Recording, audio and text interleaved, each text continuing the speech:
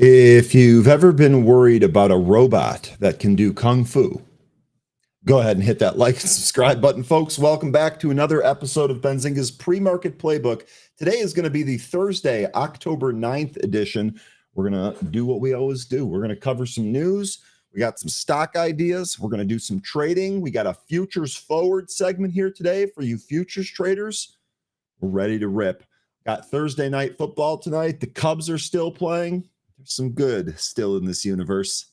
Benzinga's pre-market playbook for Thursday, October 9th starts right now.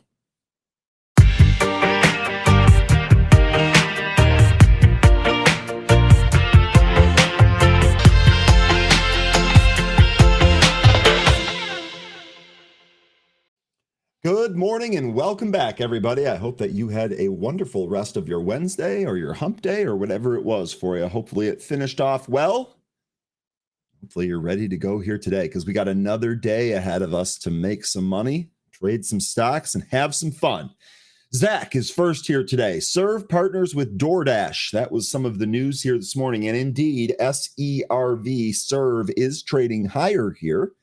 We're definitely going to cover that on the movers. Looks like it's actually battling with VWAP right now, so maybe we end up getting a trade here. Pre-market high, 1644. We'll see if we get back up there. Good morning, Zach. It's good to have you back. Judge, good morning. Good to have you back as always. And seeing you means that I know you put positivity into the universe, and now you're spreading it to our show. Much appreciated, boss. Good morning.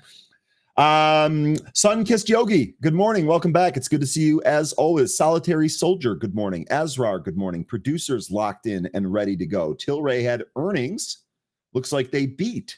Tilray trading higher today. Maybe that will have an effect on some of the other pot names. Maybe those will be on deck here today. We shall see. Candace, good morning. Buffalo by Bicycle, good morning. I can't read the Russian characters, so I don't know what your name is. I'm just going to call you CM, but welcome. I think that's Russian. I don't even know what language that is. Nonetheless, welcome. Kevin, good morning. We will rock it. Good morning. Welcome back, Kev. Brian, good morning. It's good to see you again. Yes, that girl. Good morning. It's good to see you again as well. Cad Monkey, welcome back. Bernhard, welcome back. Day Trader, welcome back. Good to see you. Corey, welcome back. Just passing through, welcome back. Glass half full. Welcome back. Big Bees, time to crush it. Indeed it is. Big Bees, what's on your watch list here today? What are we trading options on? What big cap names are we trading options on here today? If you have a game plan, let me know. Jane, good morning. Sam Bellini, good freaking morning. I love the energy. I love that you turned it up to 10. Now we're going to turn it up to 11. Good morning. Welcome back. Captain Cloudy, good morning. Night Slants, good morning. Hans YOLO, good morning. SA3X, good morning. Keith, good morning. Facundo, good morning. Durkis, good morning. Joe, good morning. Parvez, good morning. Bogey's Adventure, good morning. Are you a Humphrey Bogart fan? Just out of curiosity, question mark. Matt, good morning. PJ Williams, good morning. Paulo, good morning. Edward, good morning. Chuck, good morning. Dark Side Hemi. Dude's got a V8 for sure. Good morning. Welcome. Whisk, good morning. Welcome back. Big Bear Hug, good morning. Good morning, Austin. Let's go. I love the energy here today. Anglade, good morning. James, good morning. Unpopular Truth, welcome back. Hockey player, how excited are you that the NHL is back? I watched the Toronto Montreal game last night. Got another Blackhawks game tonight. Oh, so glad hockey season is back. Ed, good morning. Crimp Biscuit, welcome back. Big Bees. Okay, so Big Bees watch list here. Crowd, NEM. I'm actually going to copy this down so I don't have to ask you 7 times with my goldfish brain that can't remember what tickers you gave. And oh my God, do I see TTD on this list? Where's Lion? Where's Lion? Crowd, NEM, Carvana, PayPal, and TTD. We will absolutely check that. Okay. Good morning. Brandy says, can someone tell me how to turn off the purple flashing on the BZ Pro newsfeed? It's making it impossible to use. My laptop does not have it, but my PC does. Brandy, I think I can help. Can you do me a favor? Can you check the address of your Pro platform and tell me if it says Pro Beta in it? Because if you are on the beta website, there is a measurement tool that measures the performance of the website. And that has like this crazy purple highlight. I don't even have the toggle for it anyway. That should be what the problem is. See if there's a toggle in the bottom right-hand corner and let me know what your web address is.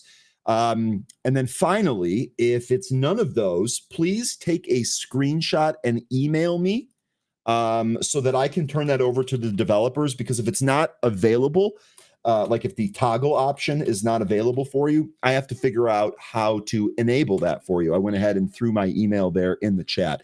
I'm sure we can resolve that. I had the same problem when I first was testing something after they installed that little performance measuring feature. So I'm sure I can help you with that.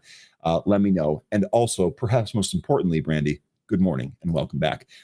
Susan Show, good morning, welcome back. Bogey's Adventure, no, it was a military nickname that just stuck around. Okay, well, I'll take that too. Thanks for your service. SJ, good morning. Cam, good morning. Dara, good morning. James, good morning. Hockey player says, Ryan, I'm a Blues fan. We can still be friends, though. Indeed, honestly, I think the three most disliked teams that I have across all of sports in order go the Green Bay Packers, the St. Louis Cardinals, and the St. Louis Blues. But nonetheless, if you love hockey, and you love being positive and you love trading, we are definitely friends. It doesn't matter who you root for. We're going to have some fun. AG, good morning. Welcome back. Glass half full. Good morning. Yassine, good morning. Alvin, good morning. Zoo, good morning. Brandy says, thanks. So let me know if that fixed it for you. Reaching Financial Freedom, good morning. All right. Let's go ahead and start with our stock market today.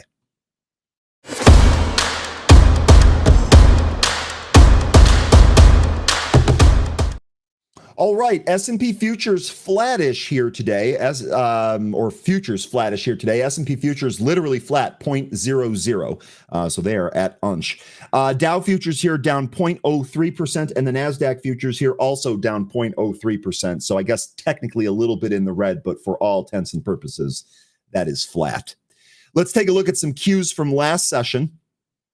Recording the biggest gains on Wednesday was industrials, information technology, and utility stocks, which led most S&P sectors to a positive close, though energy and financial stocks bucked the overall market trend and ended lower.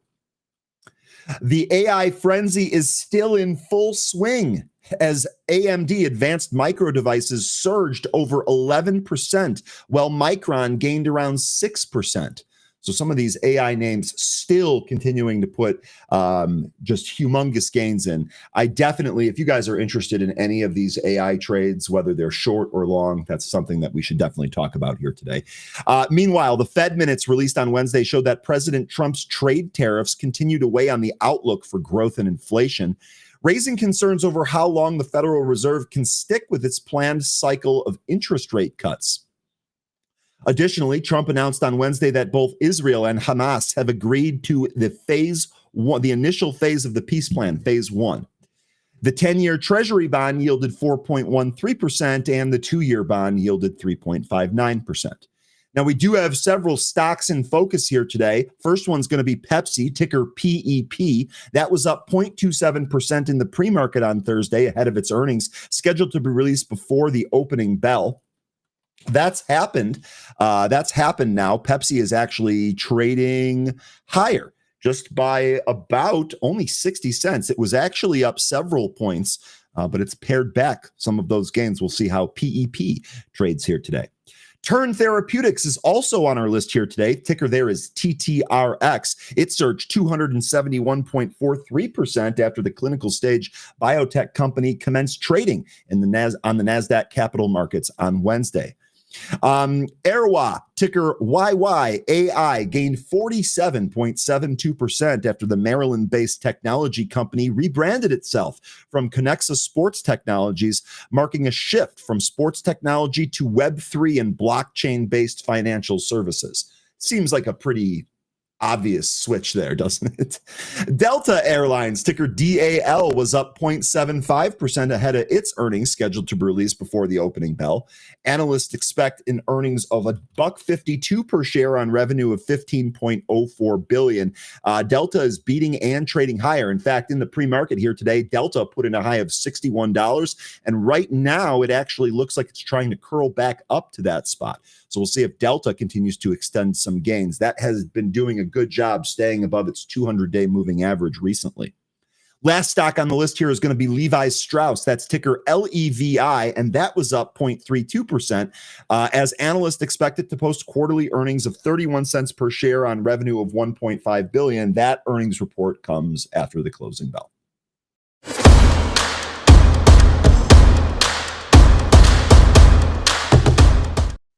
All right, we're going to start with the SPY chart, and you knew we were going to do that, setting a new all-time high again yesterday. Let's go back here and bring up our SPY chart.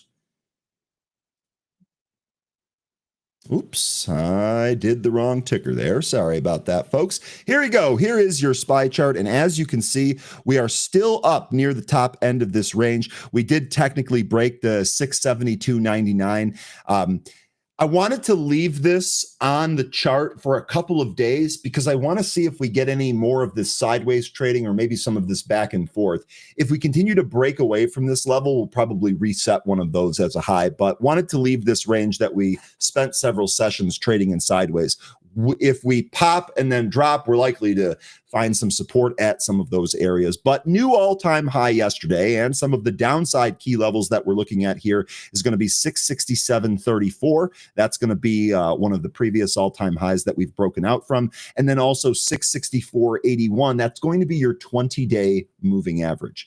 We'll see what the SPY does here today and what kind of volume it trades on here today. Yesterday, although we did set a new all-time high and traded up most of the day, the volume was actually fairly light.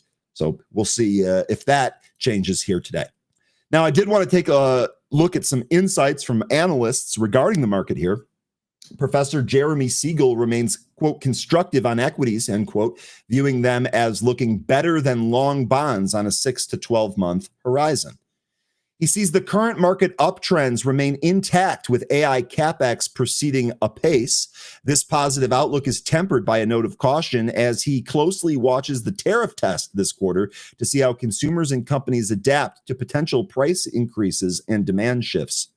Meanwhile, Darshan Desai, the CEO of Aspect Bullion and Refinery, said gold prices were easing because of a peace deal between Israel and Hamas. He said that the deal eased demand for safe haven assets.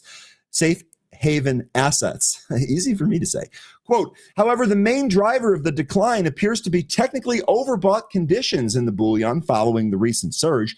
If we see more positive developments in the Middle East or on the trade front, further upside in gold prices could be limited as investors would continue to lock in gains.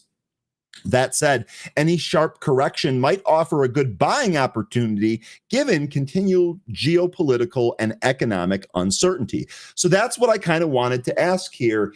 If gold pulls back here, are we talking about a top or are we talking about a buying opportunity? Lion, I already know you're adding gold on weakness, I suspect. Let me know if I'm correct on that. But if we're going to look, if some of you feel like you missed the gold trade, this is actually a pretty good thing.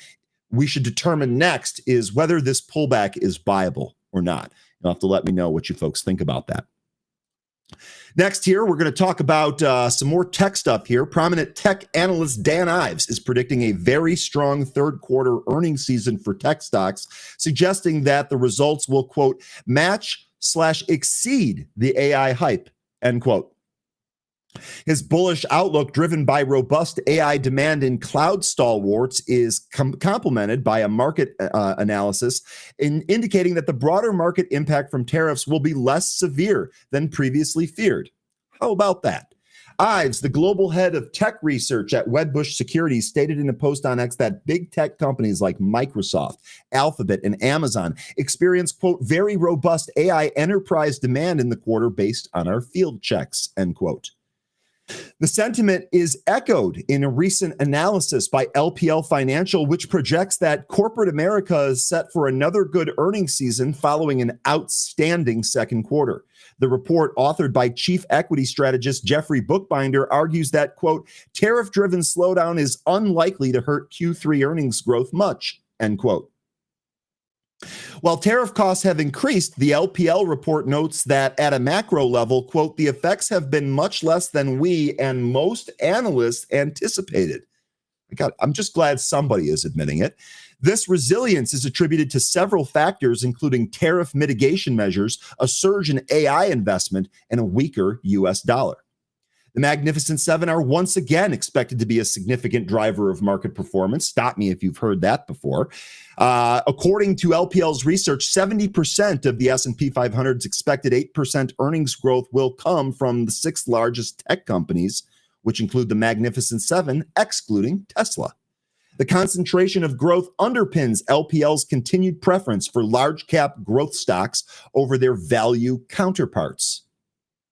Looking ahead, LPL suggests that the combination of AI investment, resulting productivity gains, and supportive fiscal policy could, quote, potentially enable earnings to grow at a double-digit clip in 2026 and keep this bull market well supported. For the third quarter, the firm believes that corporate America has an excellent opportunity to post another low teens earnings growth rate for the S&P 500. So there you go. Looks like there is more good signs ahead. Now, for another popular stock that we've talked about quite a bit here, we have some back and forth going on. Short seller Jim Chanos warns that CoreWeave's GPU economics could mean a 0% return. Famed short seller Jim Chanos has launched a sharp critique over the economic model at CoreWeave, that's ticker CRWV, a high-flying AI computing provider. In a series of social media posts on Wednesday, Chanos argued that based on the CEO's own statements, the company's massive capital investments fail to generate any meaningful return. This is important because CoreWeave's CEO, Michael Intrator, appeared on Mad Money last night. The criticism followed an interview with CNBC's Mad Money, or on CNBC's Mad Money, where CoreWeave CEO Michael Intrator, sorry, I keep messing that up, when asked about the risks of his equipment becoming obsolete, claimed that customers are willing to rent his company's valuable GPUs for 6 to 7 years. Chanos, known for his forensic accounting-based shorts, used that timeline to make his case. He pointed to CoreWeave's second quarter financials, which showed an average of $19.1 billion in capital employed. He then calculated that amortizing this capital over a 7-year useful life, cited by the CEO's results in his annual economic depreciation of $2.729 billion. According to Chanos, this figure eclipses the company's annualized second quarter EBITDA of $2.624 billion.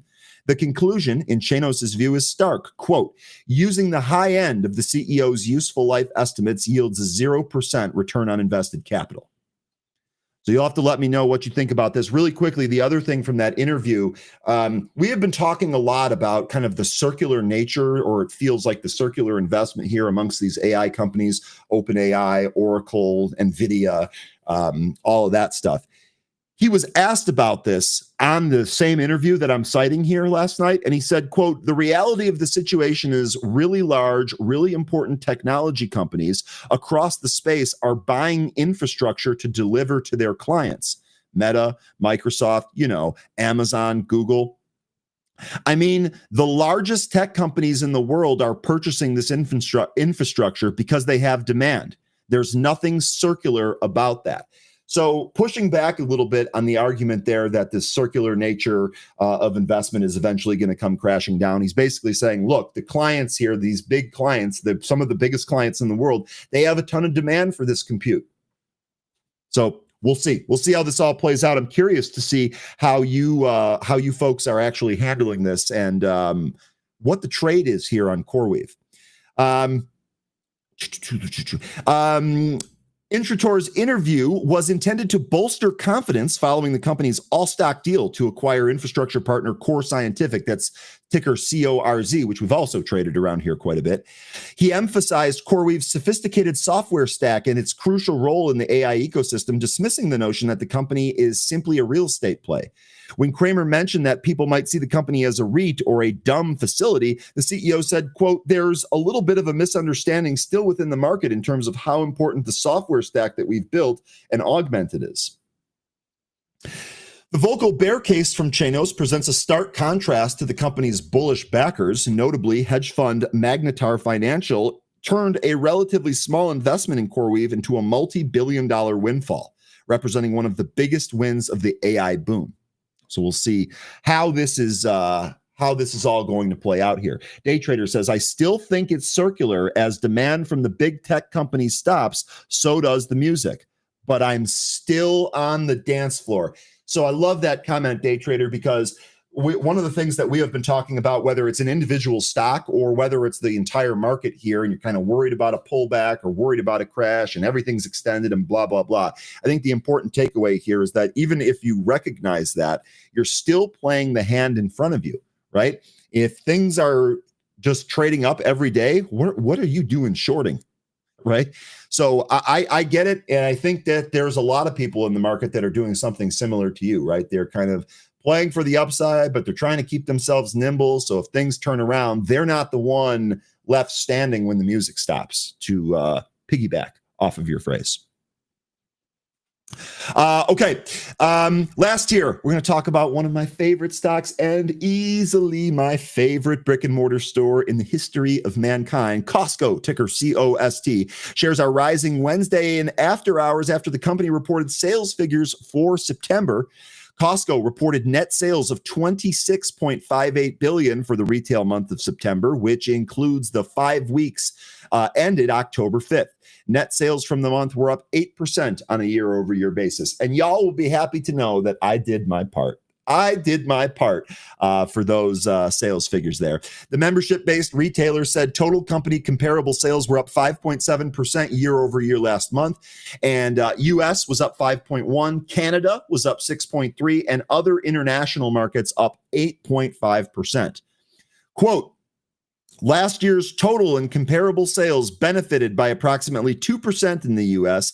and 1.5% worldwide as a result of the increased sales due to abnormal customer activity associated with Hurricane Helene and the port strikes. Costco currently operates 914 warehouses, including 629 in the U.S. Let me know. I know we talk about Costco here. No, we were waiting for like a high 880s print on Costco to maybe look at a long here. Costco trading 928 here in the pre-market, closed at 914 yesterday. So we're still holding higher here after that report.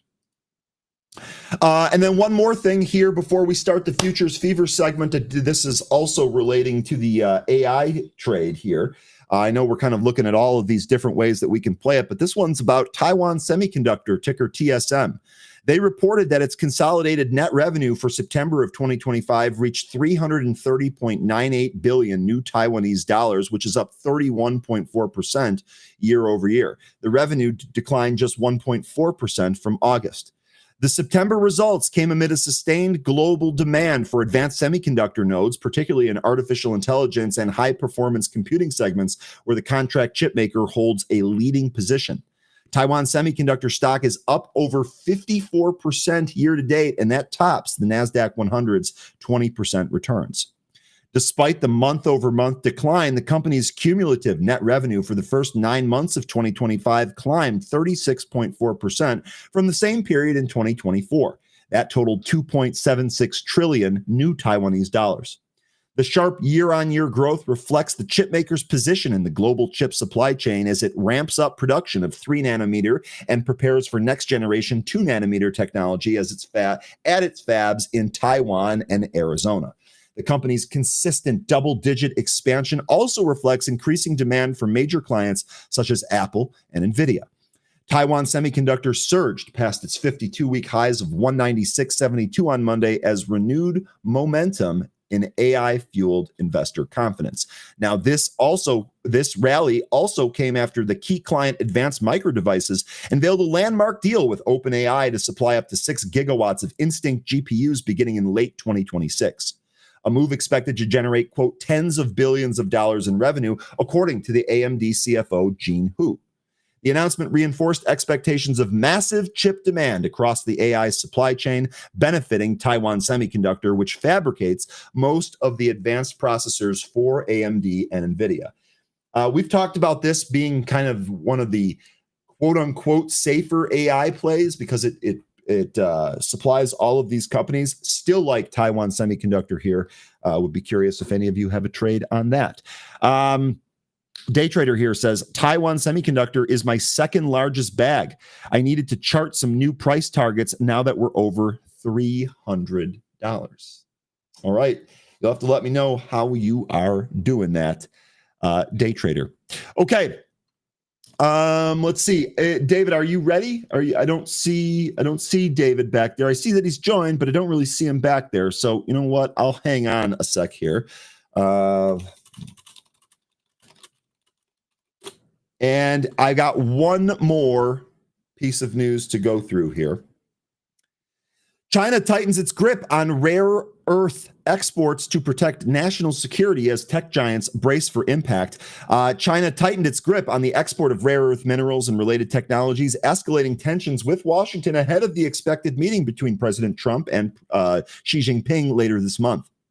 Foreign companies will need approval to export magnets to contain even trace amounts of Chinese-sourced rare earth materials, or that were produced using the country's extraction methods, refining, or magnet-making technology, according to a notice published by the Ministry of Commerce.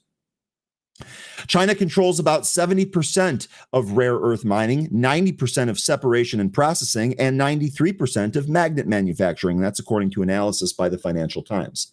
MOFCOM said the new measures were intended to protect its national security and interests and prevent the misuse of rare earth materials in military and other sensitive sectors. Applications involving the development and production of advanced computing, memory chips, or artificial intelligence with potential military use will be evaluated individually on a case-by-case basis, the ministry added. China's control over rare earth exports have been a contentious issue in trade talks with the U.S., given their critical role in various industries, from electric vehicles to AI and missiles and drones.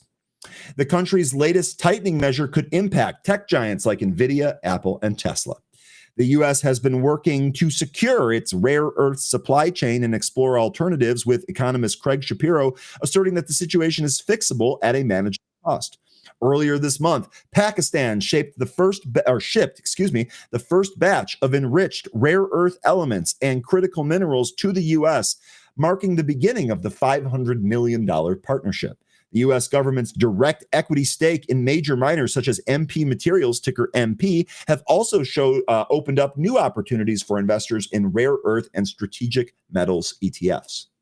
Those ETFs are REMX, that's the VanEck Rare Earth, the Global X Lithium Battery Tech, ticker LIT, and the iShares US Basic Materials, ticker IYM, all set to benefit from that boom. All right, folks, it is futures fever time. Let's bring on David Green and see how he's doing here this morning. David, how are you doing? Good morning, Ryan. How are you? And I'm doing real good. My Cubs got a win yesterday. I thought. My Yankees are out. They're out. At least they got one. At least they didn't get swept out. But more baseball at Wrigley Field today. We'll see how it goes. But for right now, living the dream, David. I'll root for you. I'll take that. But for the record, I was rooting for the Yankees last night, so we're even there. Definitely a little bit disappointing. What the hell's going on with Volpe? You know what? We'll talk about that some other time. I'm going to go down a rabbit hole if I start that. You know what we forgot, Ryan? We forgot last week to give away some free accounts for Apex. So remind me before we get out of here today. Okay, I will try to do that. You know, David, one thing you're going to have to learn about me is that sometimes I get going like a freight train, and I forget too. I will do my best, but I make no promises. Give some free accounts. Okay. What are you seeing here in the futures, and do you have any trade setups for our group? Yeah, we're looking at a few things. One of our concentrations lately, probably what we've gotten most of our trades from, is gold. And first of all, we got Jay Powell speaking now at 8:30, and we got another Fed speak at 8:35. So let's chill out for a few minutes as far as our orders are concerned. Gold has been on a historic run, right? Let's take a look at our daily and weekly charts. One of the most extended charts that I have seen in any asset in a long time. Have you ever seen it this extended in gold, though? Not on a longer time frame, right? Okay. Even we're looking at our daily chart now, and very rarely do we see over an 80 RSI. We have been over an 80 RSI for about 2 weeks now, with not so much as a tiny little pullback, right? We are almost 120 points above our closest moving average. Weekly is worse. If we go to weekly, it's just, here, check this out. So we're just tickling an 80 RSI on the weekly chart. If we go back here, the last time we had an 80 RSI, we had a pullback of about, let's see, the high here is 2,800, and we pulled back to about 2,500, about 400-point pullback. So it's getting close. I mean, listen, the market can go higher longer than we can stay solvent. We know that, and we're day traders anyway. So as about extended as I've ever seen anything. One way that I'm playing this, and I've been going back and forth and just trading around it. It's a nice, cheap little ETF. This is the Dust is the direction one, the bear double index. So when gold goes up, this goes down. If we look at a long-term chart in this, forget about it. All it's done is gone straight down. But we're finding little trades in it occasionally. I'm getting to the point where I'm just going to buy some of this. It's cheap enough. It's like $10 and put it away and just hold on to it. It's something that we can trade in decent size. So, we've been trading in and out of it, taking 50 cents, 60 cents. That's really the only counter thing to gold that we can do. And again, it's getting close to the point where we're just going to buy some of that and put it away. Again, we don't give financial advice to anyone. Anyway, where are we sitting right now in gold? All right. So we're sitting at 40.60. Previous day high was 40.81. And we have our VWAP down here at around 40.46. It's basically a double bottom from last night also. So I got a little order at 40.46.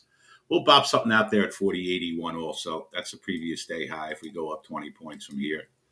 So we'll pop a little something out on there. So that's our story in gold right now. 200 EMA is around 53. I kind of want to just chill out a little bit, let Powell speak and see what happens with that. See if he gives you any setups. Let me ask you a real quick question here. This comes directly from the viewers. What do you guys do when you're late to the party? You're looking at everything extended. Where do you hop in? So I know we don't give financial advice, but what advice do we have here for tactically trying to gain exposure when it feels like everything is just already run? For me personally, first of all, we're day traders, right? We're day traders. So I don't really care as far as that's concerned. I'm just looking for opportunities during the day to get in and out.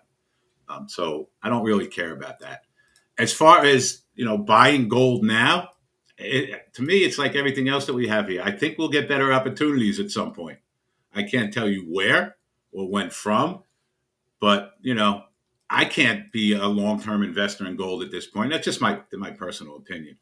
But, I've been saying that for 1,000 points and at least, I don't know, 500, 600, 700 points. And I've been wrong. And I missed the whole boat on it. So.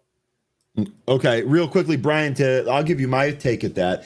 Where do you hop in? You have to try and be as patient as possible and wait for a support area. The other aspect of that is that if you're trying to catch upside momentum, I think you need to have the realization that momentum can stop at any time, right? So you probably also want to tighten a stop up on a particular trade like that. The more quality the support, or the better the support, or the bigger the pullback, perhaps the wider you can go on the stops. But I would initially start them very, very tight, just in case the position reverses on you. Yeah. Okay. Thanks, David. And if I'm in gold for a long-term trade, you have to be, in my opinion, you have to be trimming some. That's just the bottom line. Bulls, bears, and pigs, you take a little off. And even if you're a long-term and you love it, all right, you wait for a little pullback and then you add back to it. Okay. I do that with any of my long-term investments. Yeah. So. Yeah. Zach here saying there will be another party to crash into at some point. Patience is key. Could not agree with you more, Zach. Absolutely. Not agree with you more. I've been in gold for 3 years. Excellent line. That's a great job. But again, I'd be taking some profits as we go up here, or at least, like you said, Brian, be raising your stops up to make sure you lock in a giant size profit if we do get a pullback. Yeah, because you just don't want anything to just kind of surprise you, right? If you're going to spend 3 years, just to take Lion's example, if you're going to spend 3 years and generate that kind of winning position, don't give it back. Don't give it back. 100%. Spend all that time. Yeah, 100%. As far as the overall market outside of that, always watching our ESs. That's the S&P 500 futures. There is nothing going on in that right now. Kind of dead quiet. I think tomorrow we have the big consumer confidence number. Let's just take a look. I think we got something tomorrow. Yeah, tomorrow is the big one, the Michigan Consumer Sentiment. Oh, okay, the Michigan Consumer one, yeah. A big one that a lot of people look at. So probably get some action off that tomorrow. We had the Fed minutes yesterday. That wasn't much of anything. I don't even think this Fed speak means anything now. I mean, unless they say something absolutely out of bounds. We know where we are with the Fed. We're going to have at least 1 or 2 more cuts this year. So I don't think anything that they say can really move the markets right now. We got nat gas coming out at 10:30. Something we can trade using the ETFs for nat gas. We watch oil and coal. And another thing that we trade, nat gas has been on a bit of a downturn. This is the ETF for nat gas. This is the boil. That is the long. So we'll keep an eye on that at 10:30. So any stocks we're looking at today? Tesla's always one of our favorites to look at and trade. What did you think about the big event on the 7th? Yeah, buy the rumor, sell the news, right? You got that right. That's exactly right. I mean, we spiked up to what, 480 that day, I believe? Yeah, it was very disappointing. Even from Tesla bulls, they said the same thing. Yeah, I mean, intraday, that first spike was up to like $480. And we pulled back. 430 was our trend line, right around 430. We got a little bit below that and bounced off that. A level I'll be looking for if we can get a decent pullback is around 408. That is our daily 30 EMA. Where are we now? Yeah, we're about 432. I have a little order out there now just to keep an eye out if we get down to the previous day low, around 426, which is down $6 from here. So we'll keep a little eye on that this morning. I'm going to look at the Russell. These are all the futures that we look at, guys and girls. RTY is the small cap. That follows the IWM. Of course, the YM is the Dow. This follows the Dow Jones Industrial Average. And every single thing that we're looking at this morning, Ryan, is kind of just sitting right in the middle of everything. Yeah, that's kind of how I opened the show here. They were slightly in the green, but it was basically unchanged across the board there. Yeah. Someone came out with a short thesis yesterday on this BMNR. Yep, that was Carisdale. Yeah, just a total play on Ethereum, kind of the same plan as Mr. has for their all their Bitcoin also. This has been a really good trader. This has a lot of volatility. It trades up and down. So something we keep an eye on during the day. I'd like to see a pullback to this 47 level and maybe start getting involved in that. But something we keep on an eye on for day trading during the day. And, we're getting a little bit of a pullback in Ethereum, so maybe you will get that. It looks like Peter's ready. Let's check it. I don't think he's at the market yet. I think he's in the cab. So let's see. Peter, good morning. How you doing? How's everybody doing? We're doing great. Morning, Mr. Tuchman. Are you wearing a suit? Yes, I am. I'm actually shooting a HBO special at 10:30, so I have to wear a suit. I've worn a suit in 5 years. So anyway, it's all good. I haven't seen you wear a suit in 30 years. No, I actually, back in the day, you remember that we had to wear suits on the floor. I know. Yeah. I haven't worn a suit actually since COVID. So here's a question, Pete. When did you stop wearing suits? Because I know my whole career down there, we had to wear suits from 84 to 2000. COVID. The minute COVID happened and I was in a neck brace from COVID, I stopped wearing a suit. And so I haven't worn one since. But they requested I look professional, so I'm doing the best that I can. Where's the tie? Anyway, good morning, guys. How's everybody Ryan, that doing ain't today? happening. You ain't ever getting a tie. You got a suit, you ain't ever getting a tie. Okay. That's We're what halfway I said. there. They told me they want a tie. I said, I don't think so. Anyway, it's all good. So let's talk about markets here for a minute. You had talked about it. Look, obviously the economic data is not coming out with government shutdown. So that's a little bit distressing, but I don't think it's really affecting us that much. We already, as David just said, we already know we've set the stage for what the Fed's going to do. Unless something radical comes out, we're about to embark on earnings season. Or is right. We're in the midst of Q4. We're going to starting bank earnings. That is going to give us a really good sense. Yes, sir. I'm frozen. Can you hear me? Okay, good. So once we start to get bank earnings, good. That bank earnings are the first thing out of the gate. That will give us a sense of the impact of tariffs has had on the banks, on the balance sheet, on the consumer. That's super important. That's going to probably cause a little volatility in the market. Sort of top of this market for a number of days here, right? We hit record highs almost every day. We've had actually only 3 days of a downward market, and it's been so shallow. I mean, I wouldn't even call it a down market. It's a nothing burger, right? You've got everything trading at record highs across the board. So you've got this massive investment in AI across the board, all stuff going on with the Mag 7. That's fueling a lot of this rally as well. You've also got fresh money coming in as a function of the beginning of Q4. I saw on the floor the last day of Q3, we had a buy program of $4.5 billion came in at 359 on the close of business on the last day of Q3. That is a massive show of confidence. Normally, when you've got a third quarter as strong as this one was, you would normally see profit taking at the end of it, right? These portfolio managers are judged and graded by their P&L at the end of a quarter. The bottom line is locking in profits make a lot of sense when you've had a solid quarter like the third one was. However, people are not selling it; they're buying it. So obviously, their hope is that today's highs are tomorrow's lows. And if that's the case, if you've been sitting around for the last 3 months thinking this market is shortable, you've been wrong. Thinking about the market doesn't have any steam left in it, you've been wrong. Thinking about this whole thing with the AI as a bubble, you've been wrong.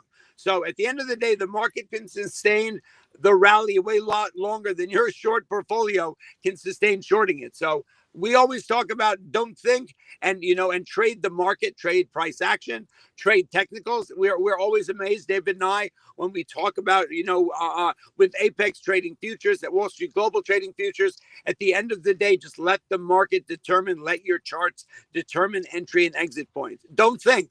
Thinking will get you in trouble. I know tons of people out there are thinking the market can't go any higher. How is it trading at such record highs? The valuation is 20 times next year's earnings, whatever the heck that even means. But it doesn't matter. The market's doing what it wants to do. All at the end of the day is we're trading the price action. We're plugging it into our charts. We're protecting ourselves on the downside, upside with risk management, stop orders. Don't any of you ever think that market makers are out there trying to sabotage your stop orders?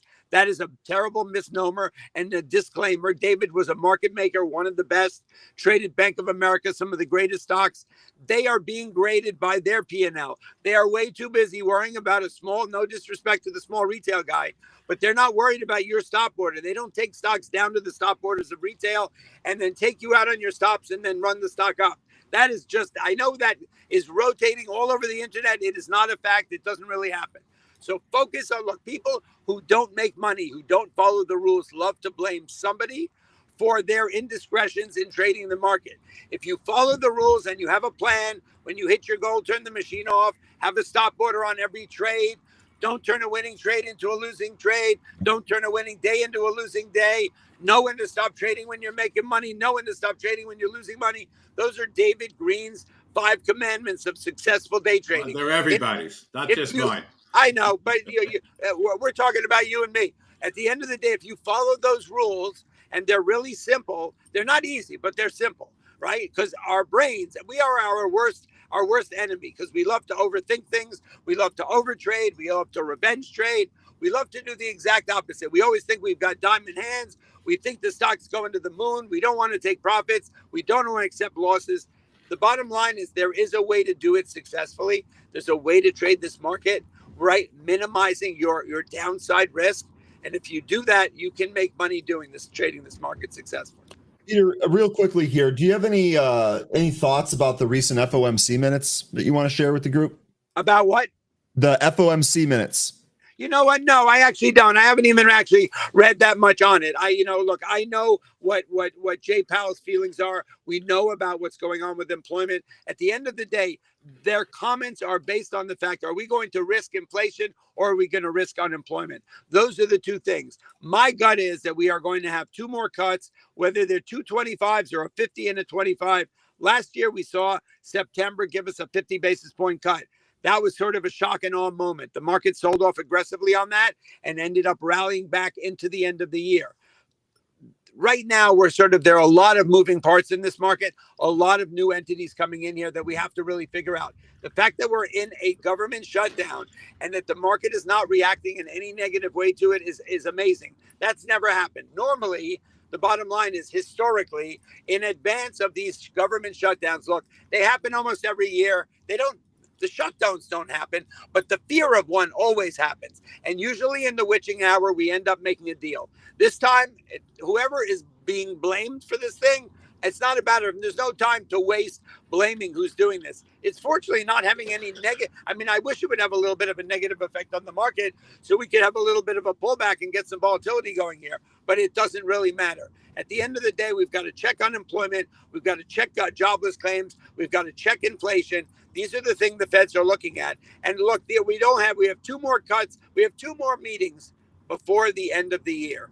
We're about to enter holiday season, right? Think about it. October, people have a really bad memory. I was around, David was around for the crash of 87. That was probably the worst crash that I've lived through. That was a big deal. And that was Black Monday in October. Some people always are, they've got this historic trauma going back to that point. You know what? Wake up every morning, sit in front of your machine, plug the stocks or the indexes into your charts, right? Let technical analysis and risk management govern your trades. When the charts tell you to get in, get in. Use the stop order. When they tell you to get out, get out. Hey, Pete, one thing. How long before we go before this? I know you mentioned this yesterday. Before it starts affecting the GDP, aren't we going to lose a point in GDP for a certain amount of time? So if the government shutdown lasts 3 weeks, it will then start. After 3 weeks, it will start to affect GDP as much as 1%. Now think about it. Think about every time we get a PPI, CPI, all of those numbers, and there's a 0.1% change, the market normally reacts aggressively. So you can imagine a 1% change in GDP is going to be major. Once this government shutdown becomes personal and people start realizing there are people with no paychecks, they're not going to work, and perhaps many of them will end up getting fired, it's going to start eating away at GDP. Once that happens, it gets personal, and it will. So it's 3 weeks. That's at least what Besant said. And Besant is the president's advisor. So he is an economist. And other economists have validated that statement that after 3 weeks of a complete government shutdown, it starts to affect GDP, and that's a big deal.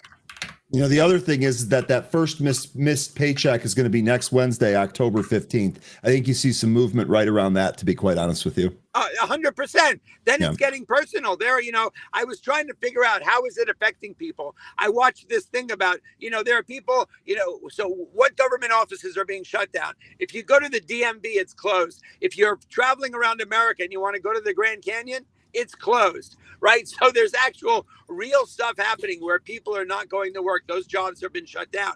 So, as long as it's not affecting our personal lives, we tend not to get related to it. But I would say another week or two of this stuff, it'll start affecting people personally, and it'll probably start affecting the market.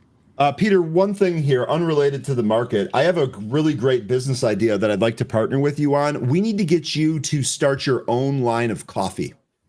Coffee. I don't drink coffee. You're ruining the marketing by saying that, Peter. I'm saying we've got $1 million idea right here. I will help you get it off the ground, but you can't tell people you don't drink coffee. How about an energy drink, Ryan? We can do an energy drink. Okay. Oh, that's just what I need is an energy drink. I used to drink 12 espressos in the morning before I left the house. Now I haven't had coffee for 7 months. This is all natural energy, guys. I was going to say those 12 espressos are still working. Okay. All right. Good stuff there. Well, let me know if you change your mind, Peter. You and we can go in on that. It's we can retire. We can retire. You got it. Do you know that Peter is a hot sauce entrepreneur? He had a big hot sauce line back in the day. Right. Back in the 80s on Wall Street, I had a hot sauce called Johnny Wishbone's Secret Sauce. It was the best sauce in the market. Maybe that's what I'll come out with. Okay. You come out. I love hot sauce. You come out with a hot sauce, I will be personally offended if you do not let me try it. Just going to throw that one out. It will affect the market as well. We know that. Okay. It'll affect a lot of things. GDP and the hot sauce will start affecting the market. Okay, I didn't have that on my bingo card here today, but y'all folks are bringing some surprises, and I'm absolutely here for it. So we'll do that. All right, Peter. Have a great day. Peter, we'll check back. Yeah, go ahead. Sorry, go ahead. Please. No, go ahead. Check back with me. Yeah, I was going to say we'll check back with you, especially when you actually make it to the floor. Really good stuff there. Appreciate all of the insight there. Pleasure. All Talk right. to you soon, That guys. sounds good. All right, David, in the meantime, let's see. We got 11 more minutes here. What other stocks do you have on your watch list? I'm going to break down the movers here at 9 a.m. Shouldn't take me all that long. But until then, do you have any stocks that are on your watch list for the day here? Well, let's take a look. Let's see if we got anything moving and shaking on my watch list here. AKRO, don't know what it is, up 17%. Let's take a little peek at that. That looks like a takeover to me. Yeah, AKRO is a takeover. The reason that it's still trading is because they have a CVR for $6 that in addition to the takeover price. Okay. Yeah, 90% of the time, guys and girls, when you're looking at a stock, like I have no idea what this is, but when you see something like this and it's going sideways, that's a good indication that's a stock that's getting taken over. It's whatever price it is, could be cash, could be stock, but usually when you see that, that's where it'll just kind of flatten out now. You know what's interesting about this that I think I don't know the answer here because I'm not like a medical expert, but AKRO, they do clinical stage biotech for developing, commercializing transformative treatments for serious metabolic diseases with high unmet medical needs. The Novo Nordisk bought them, and they do some of those fat drugs. So I'm almost wondering what's coming from this down the road. I don't know the answer to it. It's just kind of what I'm thinking there. I don't either. So the market we're just basically dead right now, Ryan. Everything is kind of just sitting. Oil started making a little bit of a move here. I got it, guys. A little bit of a breakout in oil. I put a little order up on our previous day high at 62.92. Let's just check out gold. Gold breaking out a little bit to the upside. What else is new? Still hanging here. We brought our bid up now in gold to 40.54. That is our 200 EMA if we get a pullback on the opening. What's going on in Techland? Techland, we got nothing. NVIDIA's up $3. All-time highs again. Oracle's up $3. Let's check out NVIDIA.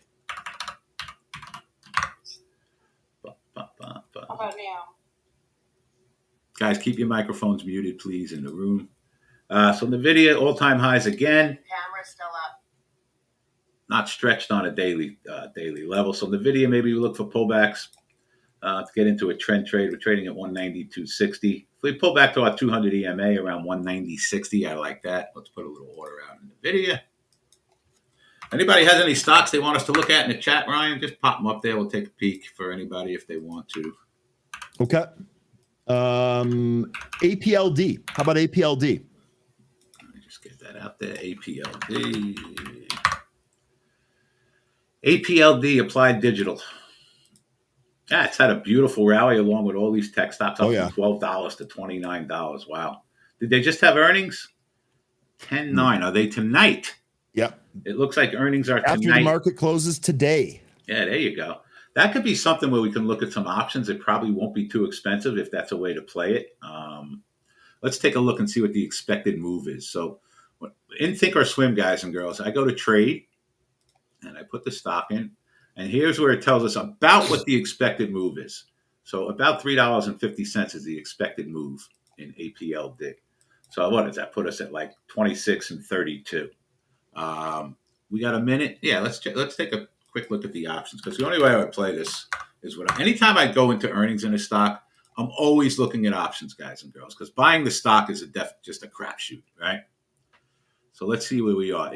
Expiration today. They only have weeklies in this, it looks like. Yeah, they only have weeklies. So you don't want to do today's expiration. So if we're looking at like 32 calls, which is about the expected move, they're $1.70. That's $170 a contract. And your 25 puts are about $1.50. So a little more expensive to buy calls than puts. So I guess it's a little positive that they're expecting to come out. But whenever I'm looking for, let's say I wanted to buy a 32 call, I would invest $170 per contract. If it gets anywhere near 32 within the next, you got 8 days. So anytime I'm looking at earnings, I'm going to look to play the options and not the stock. Although this is a pretty cheap stock, so you know. I got a question for you. Shout out Jay Rice. Good morning, Jay. It's great to see you. Welcome back. Jay here mentioning that Applied Digital got an upgrade today. It is actually a price just to I see it. It's actually a price target. It's actually a new price target. It's not an upgrade. Citizens JPM went from 18 to 35. Wow. So talk about late to the party.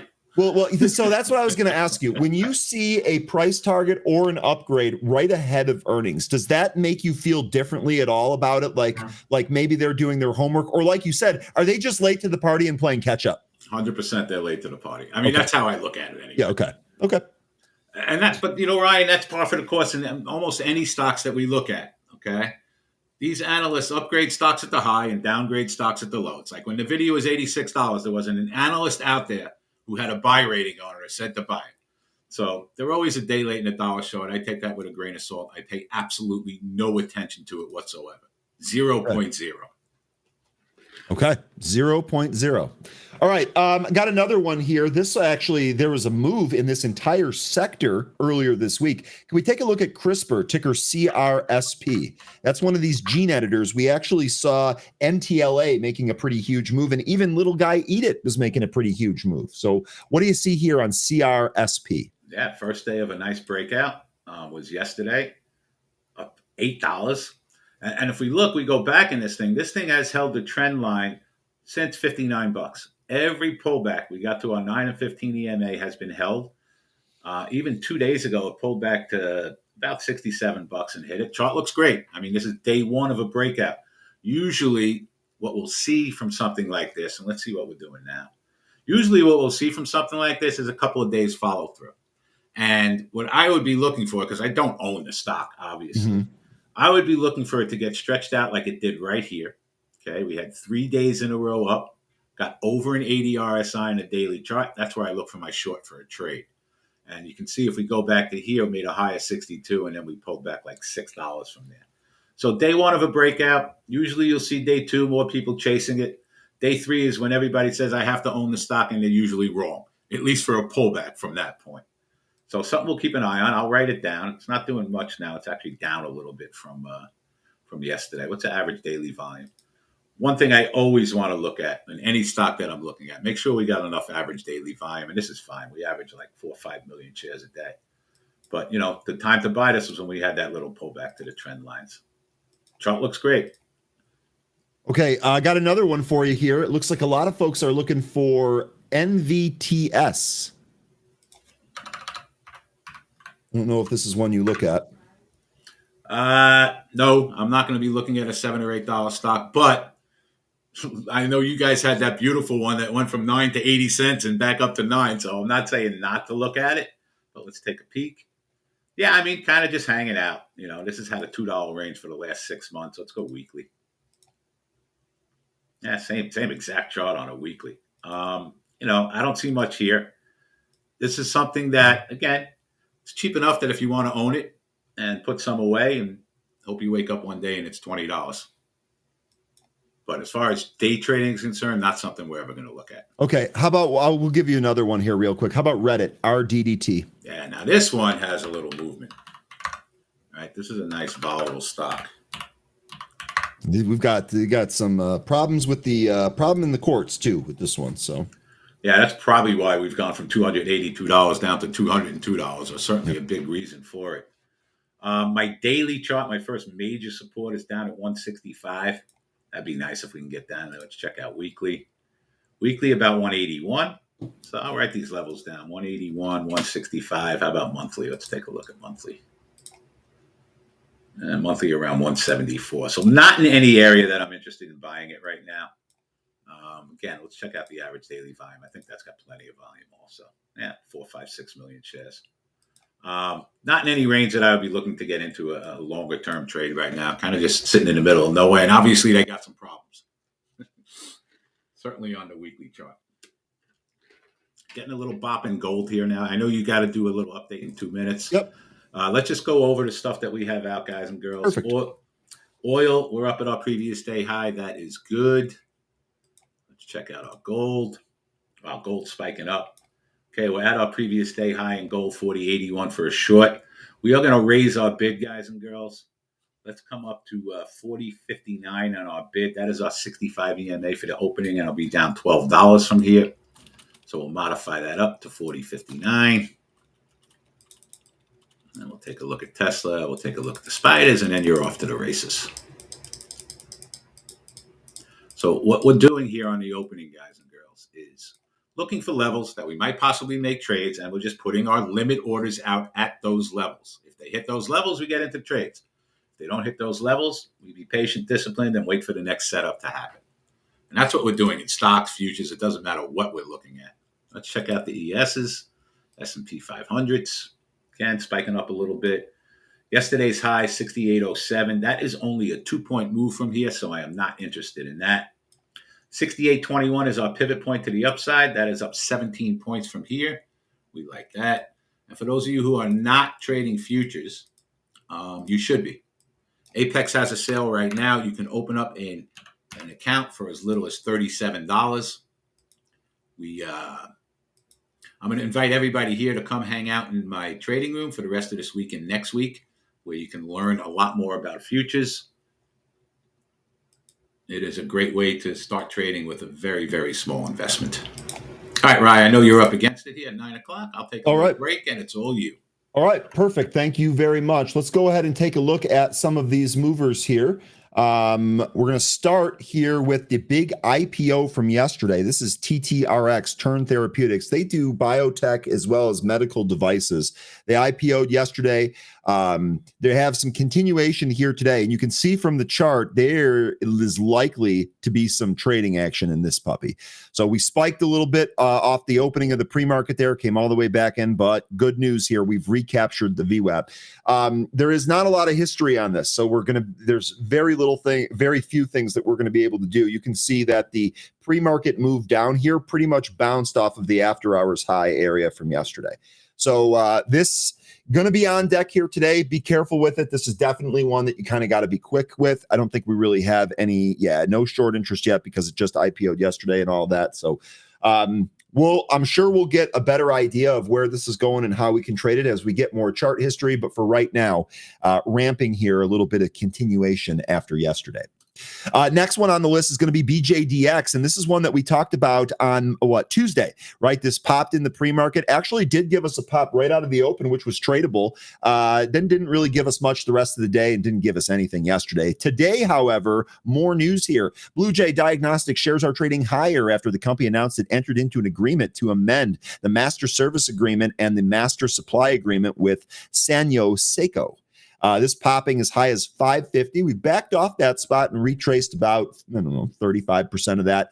We are under the VWAP right now. We've made one attempt to try and get above the VWAP. And it really wasn't all that successful. So as far as levels here, be really kind of looking at this 383, 380 level. And then if we can get above 435, maybe we can make a move at that 550 pre-market high. We're going to take a look at the short interest here. 6.27% of the float shorted on this name with 1 day to cover. That comes on an average volume of 2.03 million shares. Today, we've traded just shy of 50 million. And the float here, remember, 1.5 million. The next one on the list here is going to be BAOS, and this is Baosheng Media Group. It should tell you pretty much all you need to know there. This was moving on no news. And let me see if I can actually get something from the description here. Operates a vlog streaming marketing service provider, and it derives most of its income from China. So you let me know if that's something that you want to trade here. I will stay away from this one. We did pop in the after hours, popped up to 8 here today. We've already retraced almost 50% of the entire price. I actually gave up the entire pre-market move. Extremely extended from VWAP. We'll see if it firms up. It could easily give us a run like it did here in the pre-market, but I would be careful with this one. 3.48% of the float shorted with 1 day to cover. Comes on an average volume of 637,000 shares. Today it's traded 21.8. Float on this is 1.03 million shares. So low float there. It's probably why it's moving around. Next one here is going to be AMBO. This is AMBO Education Holdings, and we popped on really good volume in the after hours yesterday. Looks like we went to about 860s there. We've come back in since then. The most recent news we had here was from September. So I don't think there's anything news related here that's driving it. Seems like it's just popping on no news, or popped yesterday on no news. Today here, we just kind of given some of that back. Now we did stop found some support right around 5. That was right near that initial impulse move. So we'll see if this gets rolling here again, but not great here. Again, no news on this particular mover. Next one here is going to be BDRX. These are going to be these fun days. We've got BJDX and BDRX. So at some point we're going to end up screwing that up. At least I will. That's for sure. BDRX here in the pre-market popped up to 16, almost retraced the entire move. Now it's curling here, showing like it's going to try and make a move back to VWAP, which is about $1.80 away from where it is now. We'd really like to see that volume expand in order to get that move. Take a look at the daily chart here on this one. I think we had other days where this thing traded on pretty good volume. And I think, that basically traded up to a 13 handle. So I think that spot is also going to be on deck if we can continue to move up here. See what happens when we get to the VWAP. Short interest on this name, 2.18% of the float shorted with 1 day to cover. That comes on an average volume of 70,000 shares. Today we've traded 3.8 million. Float here on this one, a micro float. 619,000 shares in the float. Next on the list here, we had TCRT.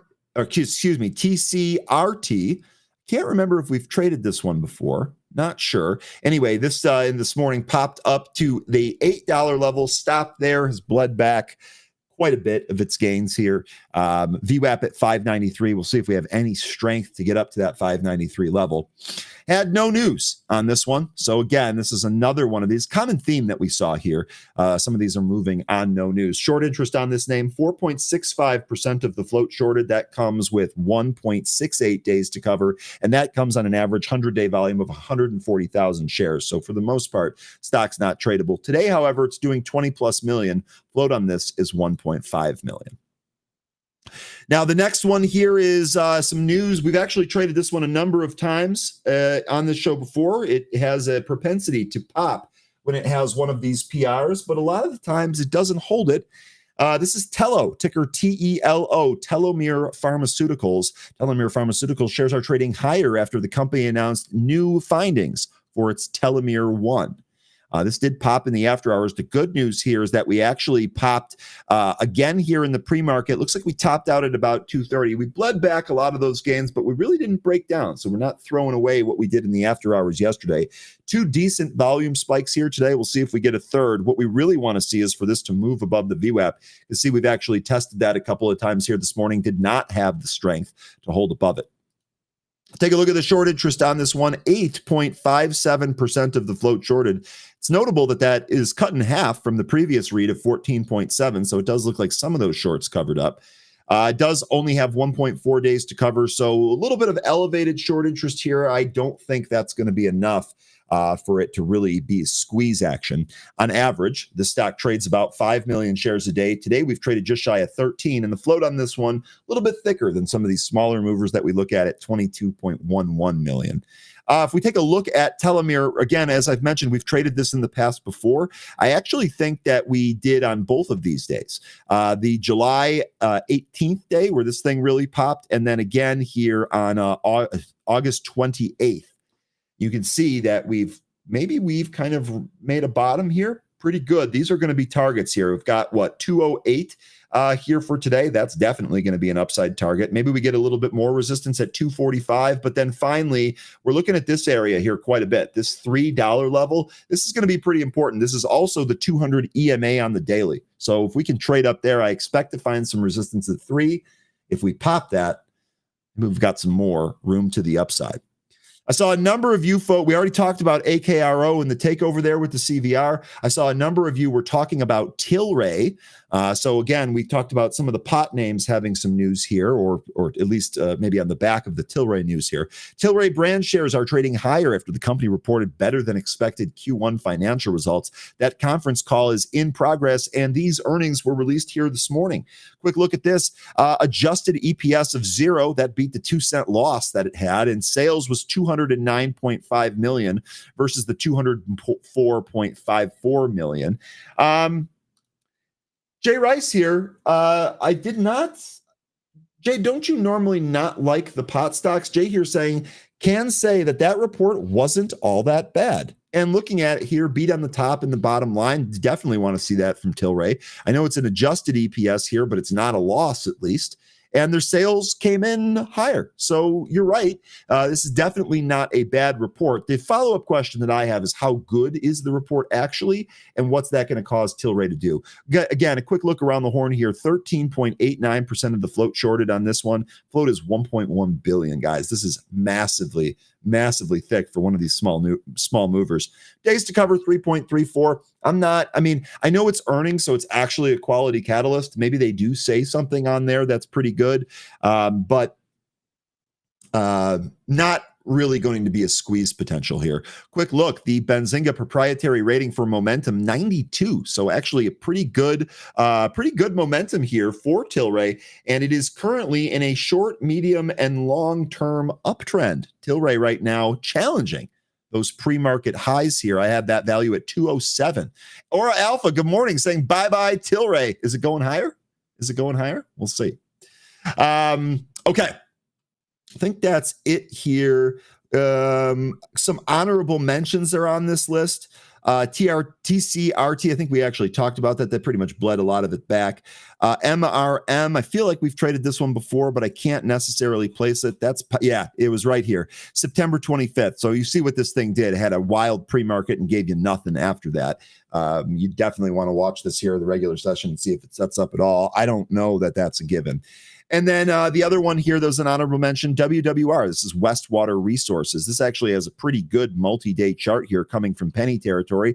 And in the pre-market here today, we popped initially, and we just took those highs out. I actually didn't see if there was news on this. No, the most recent news I have here is from September. So ticker WWR, Westwater Resources, looks like that is trading higher on no news.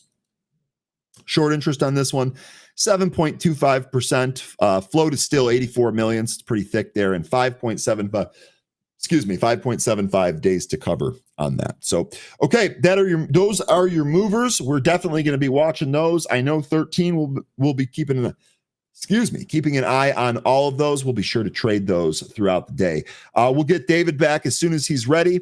We're looking at about 19 minutes until we open here. Let me know what else you folks want to. Do we take a look at everything that you guys were mentioning? I think so. Workstation wanted to take a look at BTQ. That was a recent mover that we had. BTQ obviously had a big day on Tuesday. Didn't really do much yesterday. To be honest, Workstation, you need to hold this. You need to hold yesterday's intraday low. I see this probably coming back into an 11 handle if that breaks. So no position for me on that. No trade for me on that one. But we don't hold those intraday lows from yesterday. Down we go.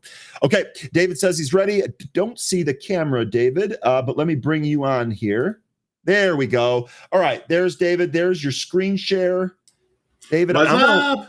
I'm going to let you take this for a few minutes here. I'm going to visit the washroom. I'll be right back, boss. You got it, buddy. All right, so we just saw a big spike up in gold here, guys and girls. Spiked all the way up to 77. We have our order out at 81, and we brought our bid side up all the way to 63 now. So we'll see if we can get a nice boppa-doppa to the upside here in gold. That's the one we're keeping an eye on right out of the gate off the opening. Bum, bum, bum, bum, bum, bum, bum, bum. Let me just get my other chart up here. Give me 1 second.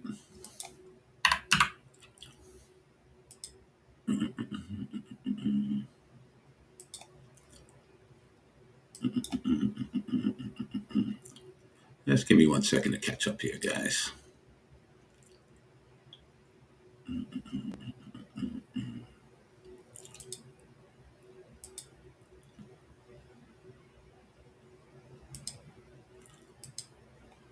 Okay.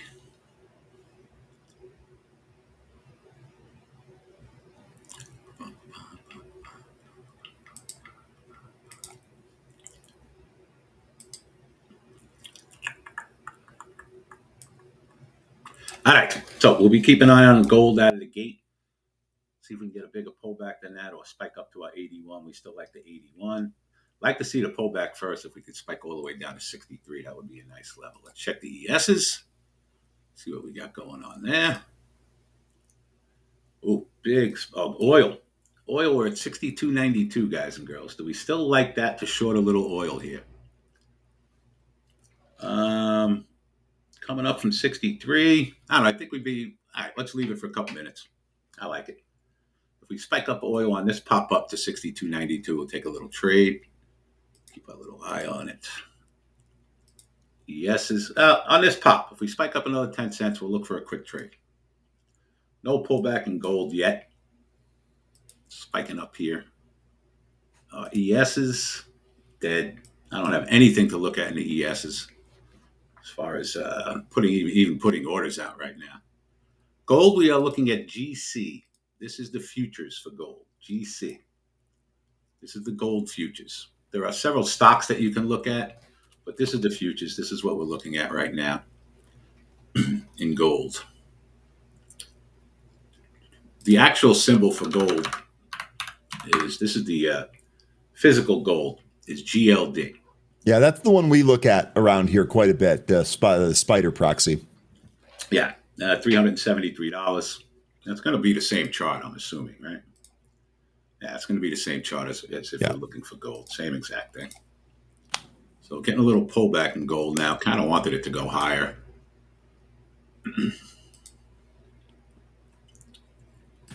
I got a question for you, David. Can you take a look at the PayPal chart? Yeah, sure. Give me 1 sec. Let me just get it out of that. Cancel. Okay. PayPal. Let's take a peek.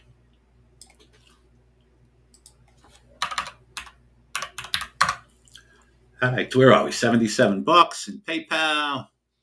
Yeah, more importantly, we've recently broke above the 200 and we broke above the $75 resistance area that we've really been looking at. So I'm almost wondering if we've got a swing long opportunity here. Yeah, I mean, the breakout, and if we look, this was a perfect setup. Tested the 200, tested the 200. We got above that 200 around, let's just call it 72, and we're off to the races. So, I mean, to me, we're a little extended now. I don't know if I'd be running it up here. Let's go further. Let's go weekly.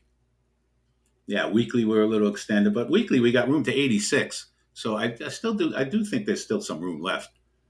I'll tell you something else, David. On that daily chart, you actually have a gap coming up as well. So if you clear the $80 level, above that, you have a gap from 82 to 86. So it's interesting that it lines up with that weekly moving average you had as well. Okay, good. So maybe some options up to 86. Yeah, that's probably the way I play it. Some options up to 86. All right, look, gold. Gold just had a huge pullback, guys and girls. Look at that. Pulled all the way down from, 77? And we're bidding 63. So if we can get down to the 63 whale fast, that'll be our first trade of the day. That would be down 14 points and hit our 30 EMA. What is it, 64.10? Yeah, let's come up a little bit. 64.10. So we want to spike down 5 straight points from here if we can get it. That was the pullback. It's sitting on the 9 EMA right now. Yeah, gold is extremely volatile, guys and girls. Oil got to 62.85. We had a little short at 62.92. Check that out. All right, we missed it. Let's cancel. So we were looking to short gold on yesterday's previous day high. Oil on yesterday's previous day high, and we didn't quite get there. So we wait. Next spot, we got a 63.29. Let's throw a little bit out there. And guys, trading these futures is not different than trading stocks. It's not. We use the same technical analysis that we use for trading stocks. A little different rules, but it's not much different at all. All right, let's see if we can get this gold smack-a-dacka, whack-a-dacka right down here now. We're at 64.10. Let me get my orb on, guys and girls. Orb is our opening range breakout. Let's see which one we have on there right now. We want the 5-minute. Let's go to the 5-minute. This will start when the market opens at 9:30. And then we will look for, we will look to see if we can break down or break up above that. Felix, you have 40, 60. My microphone's low. Hold on here. It was. It's like intermittently low. Like when you look away, sometimes it's lower. Check 1, 2, 3. Check 1, 2, 3. Check 1, 2, 3. That's actually a little too loud. That's too loud. All right, just a tad, just a scope. Check 1, 2, 3. Check 1, 2, 3. Check 1, 2, 3. Yeah, I think that's pretty good. Maybe another notch up would be all right too. All right. Check. Yep. That sounds good to me. We'll leave it at that. All right, so let's see. Felix we do a lot of trade on Fibonacci's. Felix has 40, 60, 60. All right, let's be a little more patient on the opening. We'll go down there. 40, 60, 60 for the opening. Patient, patient, patient. 40, 60, 60. A little more patient on the opening. It's good. One thing we don't do, guys and girls, is get FOMO. We relax. Things set up, they set up.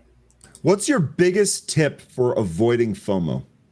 Because we have discussions about this on a regular basis. We have some people that come in and out of here. Can you give us your biggest tip or 3 tips on how you avoid FOMO? Yeah, number one, I will never ever make a trade unless my charts tell me to make a trade. That's simple. So I'm not trading unless my charts tell me to make a trade. So that gets rid of the FOMO from me. And sometimes even with that, Ryan, we'll miss a trade by a half a point or a quarter of a point. It happens. We're still not going to run into anything. I am going to follow the plan that I have on every single trade that I do every single time, period.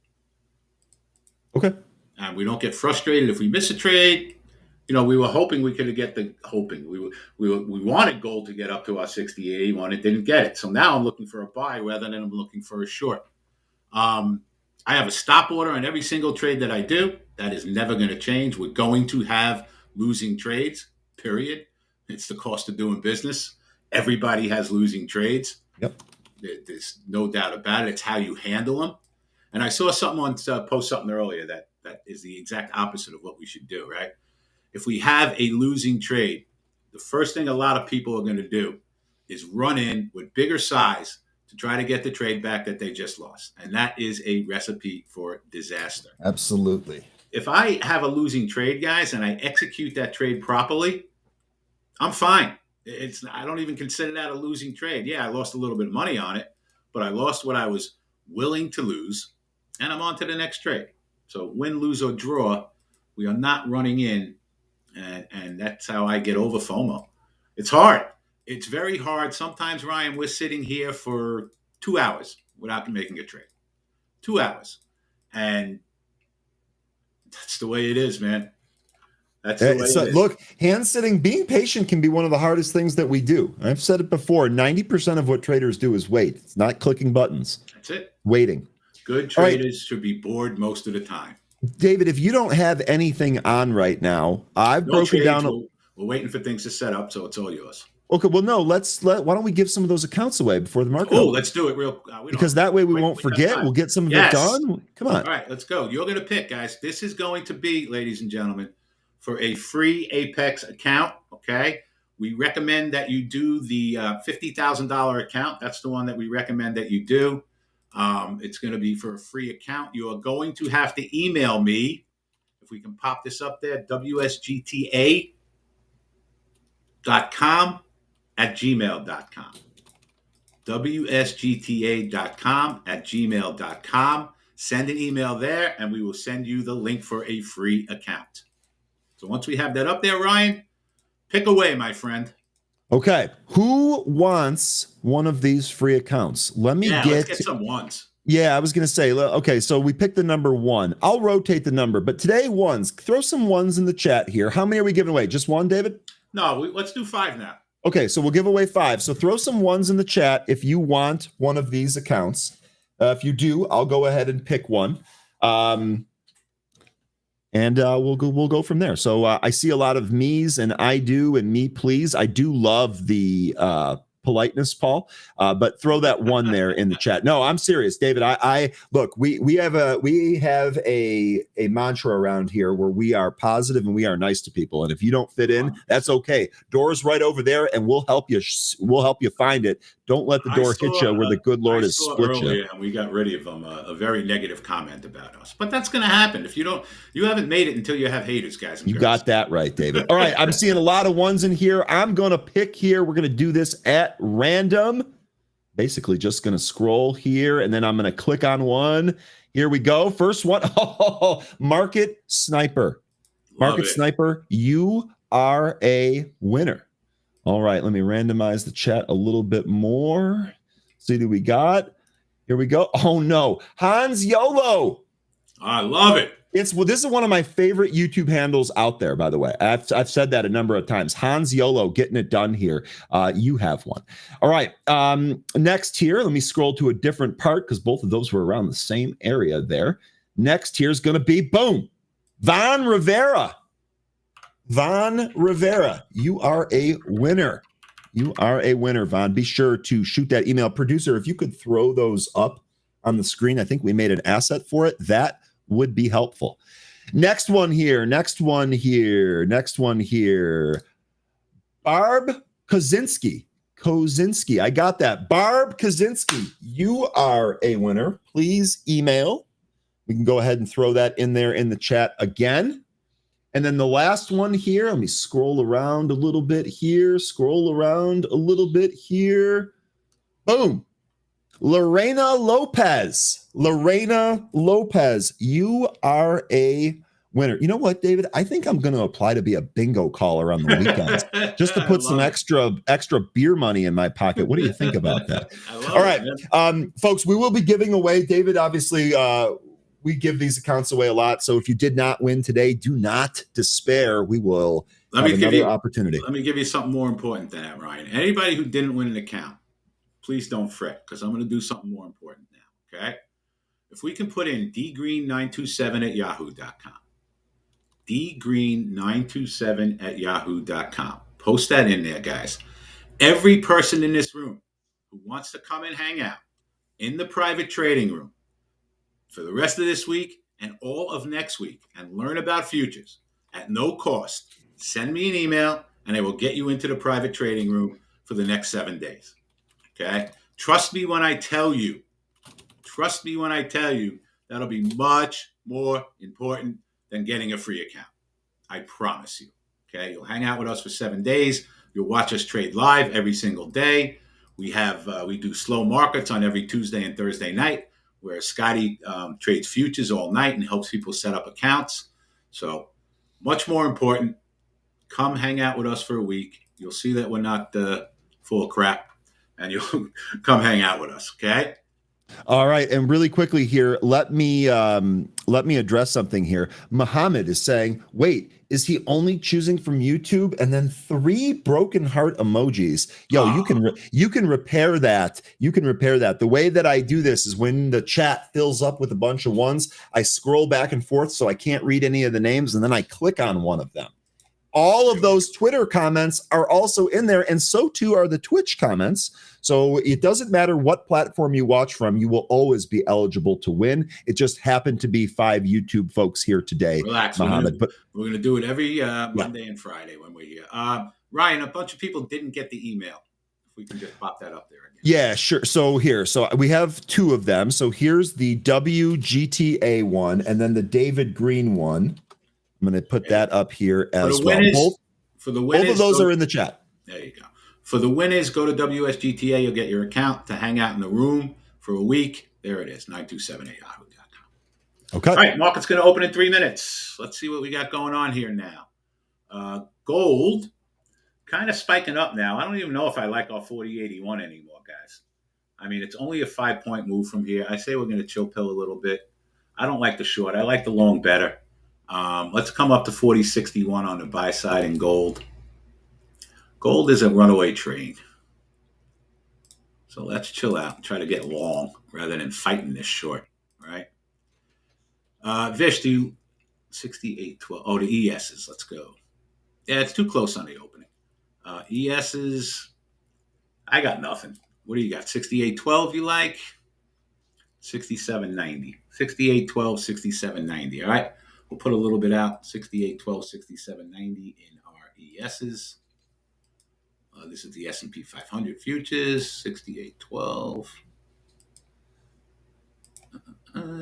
We got Apple popping right ahead of the open. Costco and PayPal are popping. I think we're going to be on to something here. 6812. We'll take a look at Apple. 67. Let me just get these orders in. It's 972, right, David? 927. 927. Oh, I screwed it up. We're gonna get these pinned, and we'll have assets made out of them. All right, guys and girls. So we're gonna take a chill pill and gold. Let that set up. We got some orders out in the ESs. Let's take a look at Apple. Ooh, Apple, big spike up to 200. Yes, sir. Almost got to the previous week close at $258. We got previous day high at 258.50, and then we got a previous week high above previous day high, previous week high at 259. So I guess I'd be looking for a little trend trade in that one if we start to get a little trend trade setting up. But we'll wait until at least 9:45 before we start getting into any trend trades. Tesla, a little weak, kind of hanging out, not doing much of anything. But silver's been unbelievable, right? With gold, this thing's up from $25 to $46, right? Kind of the same chart, not as extended. Here's your daily chart of silver, and check out the daily chart of gold. Gold is much more extended on the daily chart. So there's your bell. We're off. Let's get it. Let's go.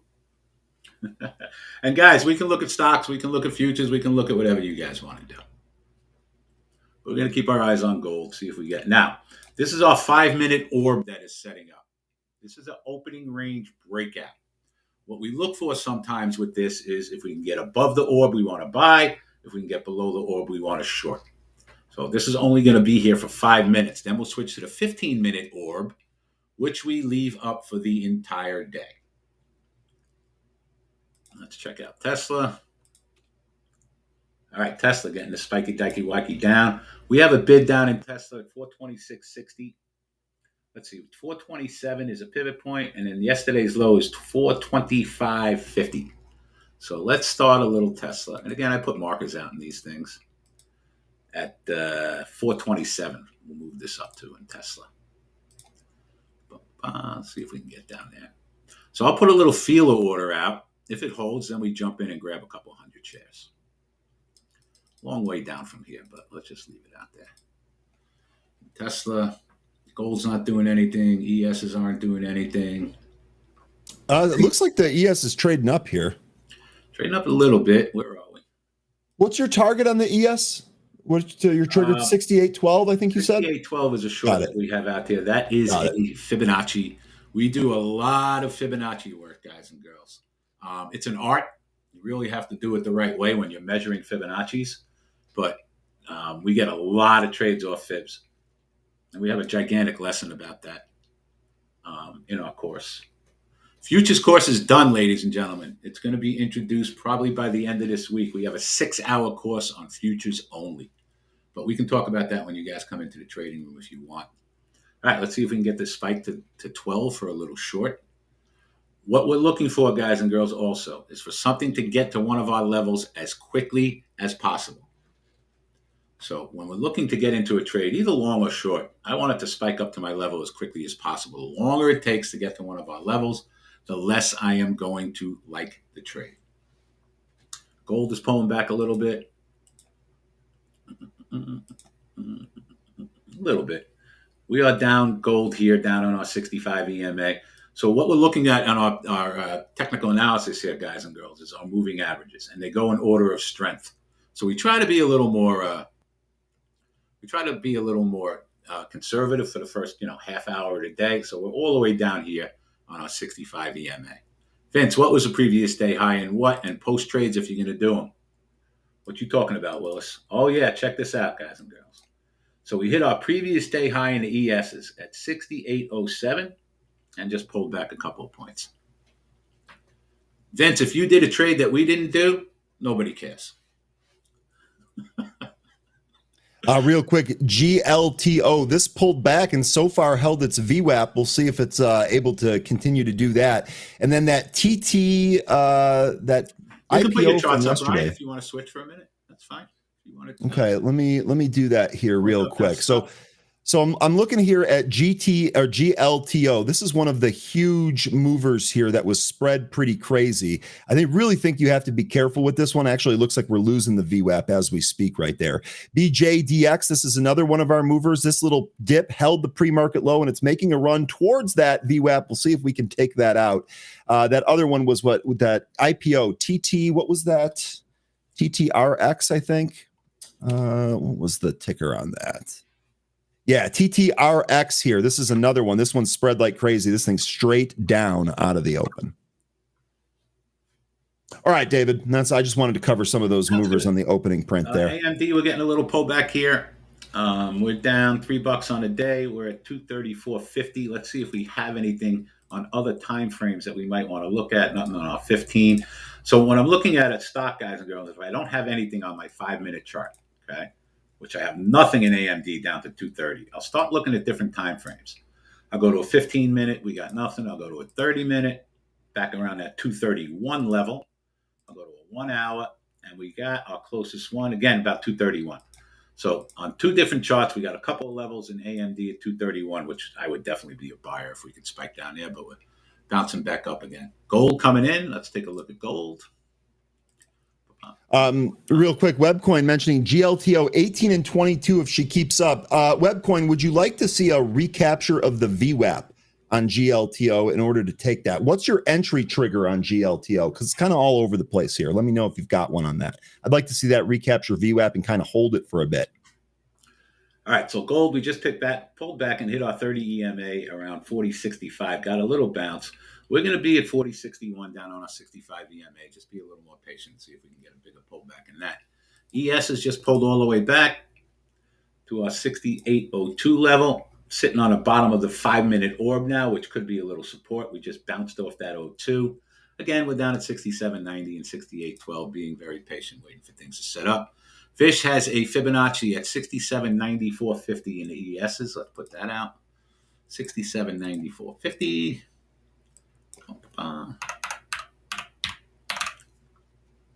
And a double bottom. We are good. Vince posted the previous day high. I'm with you, Vince. It's all good, my friend. It's all good. GTLO Webcoin, just really quickly, David, here. This one's moving here. Webcoin, that was an amazingly good, timely call. This is going to halt at 1664. I actually scalped this off of your alert there, Webcoin. As soon as this popped above, VWAP took a little bit of that, already out ahead of this halt. Kind of wish I held on to it a little bit longer. What's the symbol? GLTO, Golf Lima, Tango Oscar. Oh, my goodness. Wow. Great call. Yeah, that was really good. It pulled, it didn't break down, it recaptured the VWAP. Buyers immediately came in and smacked that thing into an upside halt. Webcoin, you know what? Register ring right off the gate there. There we go. All right, we'll wait and see what happens out of the halt there. I don't have any other setup. Smoke Tuna was mentioning SUGP was a setup. I'll take a look at that. But David, if you've got something else, go at it. No, we're hanging. We're waiting to see if we can get this pullback in gold down to 40.61. ESs are doing nothing. And then here we go. So SUGP. So Tuna, I'd like to get your input on this. We popped above the VWAP. It looks like we're trying to back test it here and not give it up. So as far as the setup goes, do we have something here? Maybe this 875 area? God, I kind of see a trend line on here. I'm just going to draw this just for shits and giggles here. We'll see if we end up taking that trend line out. Let me know what you think about that setup on SUGP. No position for me on that one. Sold half. I'm a chicken. Hey, it looks like you're banking here. Marcus, 22 to 26, and I'm out. That's what you're looking for on GLTO, right? That's your closing order there, GLTO. Good stuff, Marcus. Appreciate that. That gold coming in here, guys. We're at 61.50. Let's see. We're a couple points away. Let's give that a couple of minutes. See if that pops down to our level. The GLTO is indicated like 17, a little bit higher than where it closed. Okay. That's okay. Thank you. So let me ask you, so the indication, so how do you see that, David? Because I noticed that you're using Thinkorswim here. We talk about this occasionally. Yeah. How do you determine that indicated price? Well, this is my Interactive Brokers account. Oh, God. Okay. Thinkorswim we're just using for charting, but this is my Interactive Brokers account. And it just shows me here. This is the latest indication, 1710. And when something is halted, it'll come up with some kind of indication. So it's looking a little bit higher than where it closed. Okay. Sometimes I notice when things get halted, very possible that you get two halts. First one up, second one could be up again. Usually when it halts for the third time, that's when I look to get on the opposite side of the trade. Okay. Yeah, no, us too. That's why I'm really glad that you said that. Normally we seem like the third halt, it starts to get a little shaky after that. So normally we're trying not to play those around there. Smoke Tuna, appreciate this answer here. The entry on SUGP looked around 8, but watch for a hold. And indeed, what I see on my chart here is 739 as your VWAP there. If it pulls back there and holds it, I think Smoke Tuna, I think that's a good one. We'll see. Ross right. says, looking at gold, guys and girls. Got it. We just missed our entry by a quarter of a point, and it bounced 3 points. So we're going to wait for a lower level now. Our 200 EMA is at that 40, 55, 70 level. So let's go down there. 40, 55, 70. Usually when something comes really, really close to hitting one of our levels, we do not do it. Oop, I left something out at 61. You dummy. My bad. You stink on ice.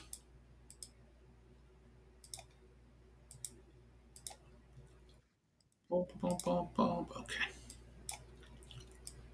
So what happened with me there, guys and girls, is I couldn't get my order to cancel in quick enough at 61, and I got hit, and it went up a point. So we just took the quick point profit.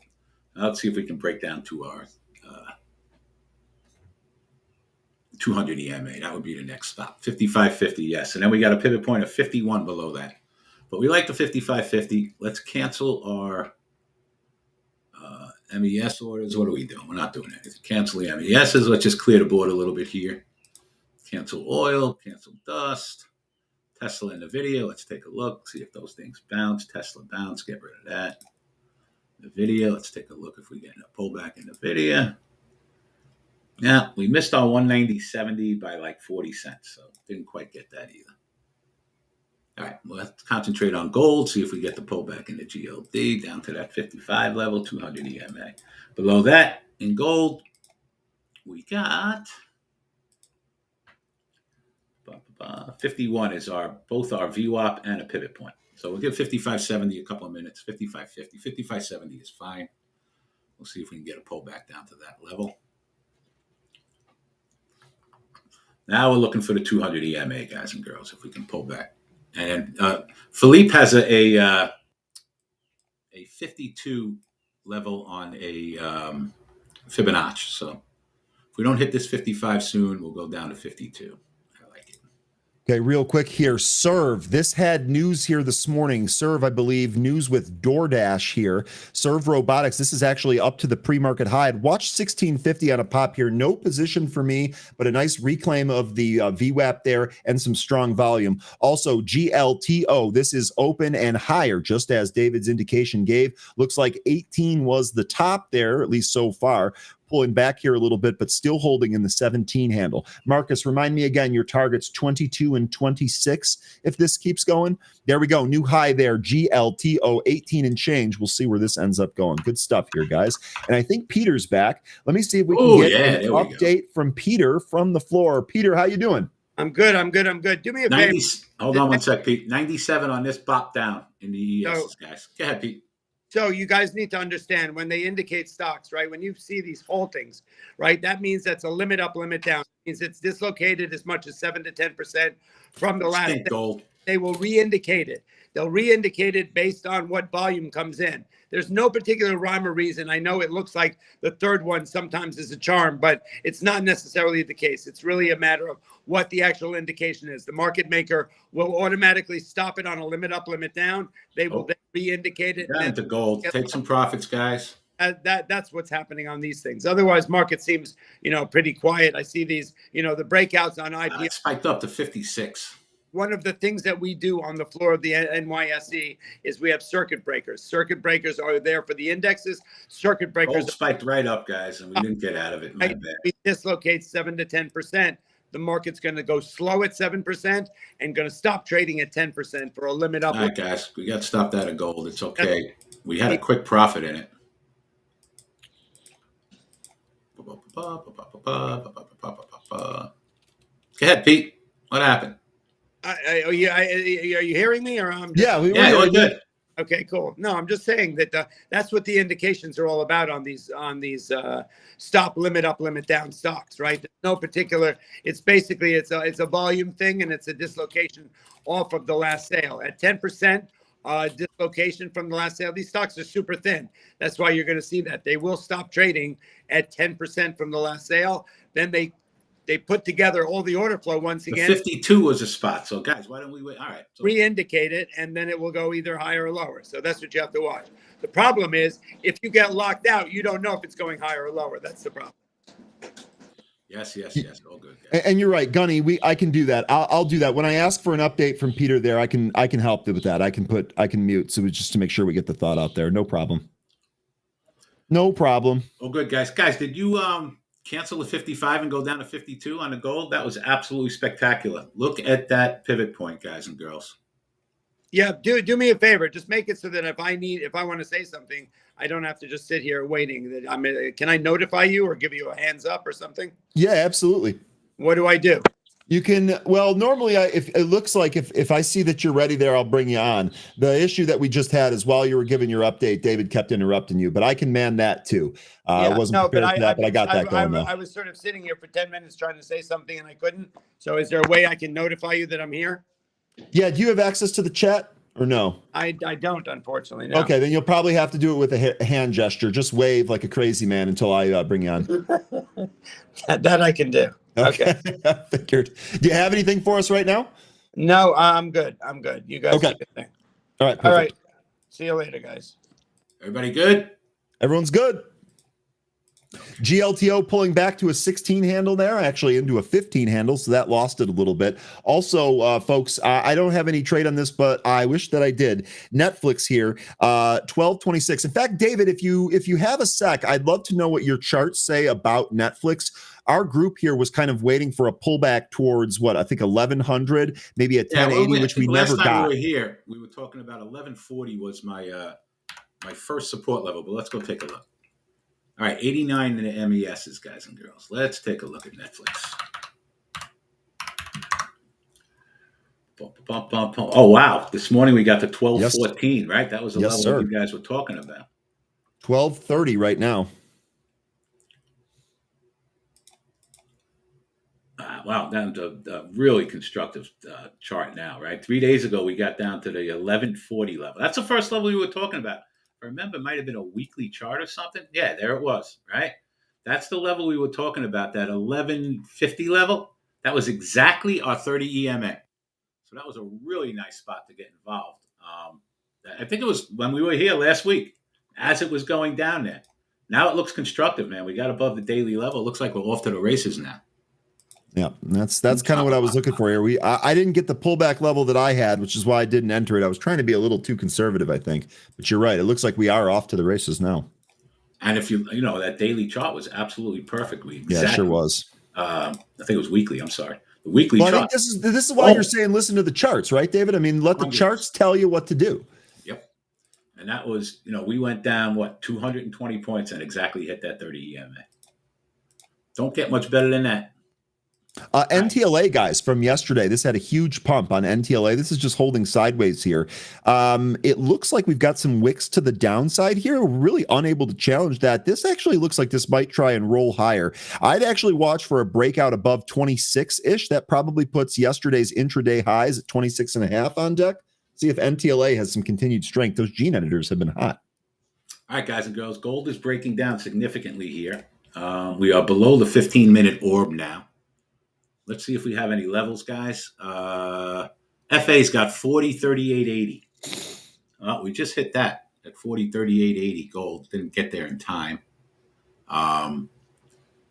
Okay, 40.3480. Let's pop that up. Gold is almost getting to a nice fall from moving average trade here. I don't know what's going on in gold. But 40.3480. 40.3480. We'll pop that out there.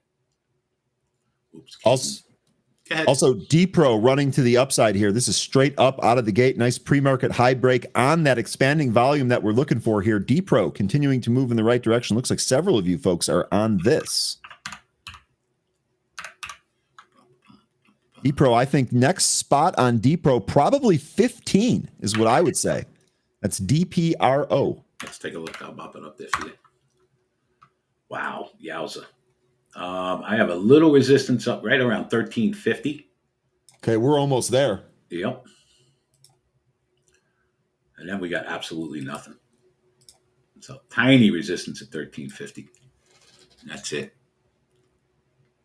Yeah, I know gold, we just popped up that 39 level. It hit it and bounced $6. But we didn't have it up there quick enough. Yomi says, been loving Rigetti spaghetti. Have you been long that? Are you looking for a short in that? This is one I feel like we talk about every day. Rigetti here straight up out of the open. 48 was your intraday high yesterday. I'm curious, David, what are your thoughts on any of these quantum names? You got any thoughts on that? I never got involved in them. Give me a couple symbols. Let's take a look. RGTI, yeah, IONQ. Those are probably your two big ones. By the way, GLTO back down to where it bounced from the first time before going into that upside halt. I don't have a position here, but place your bets if you want it.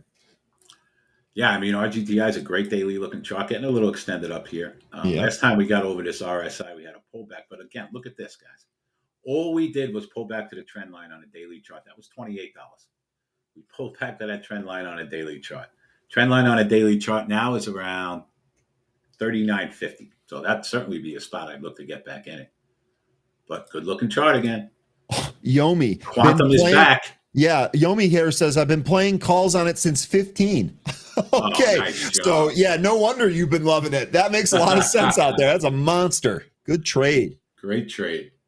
Absolutely spectacular. Yeah, let's leave it out. FA, you never know. The 34.80. Let's leave it out. Telomere, this still can't get above its VWAP. This is one of our movers that had news on its Telomere 1, new findings, on its Telomere 1. It is doing a decent job holding that 200 EMA on the 5-minute, but we can't get above the VWAP. That's really one of the triggers that I'm looking for if we can do that. And then Smoke Tuna, you had also mentioned ZSPC. That one I did not have on my radar here. That's ripping out of the gate. Looks like I already missed this, though. Looks like I'd be chasing at this spot. Looks like gold hit the top of our orb there, guys and girls. It's a little too flaky for me to be doing anything now, but let's put a short in the middle of the orb at 40.60. Mark says he made a quantum company. Mark, how many millions of dollars investment did you get from some of the AI companies, and what's the ticker so I can throw more money at it? JK. I'm in.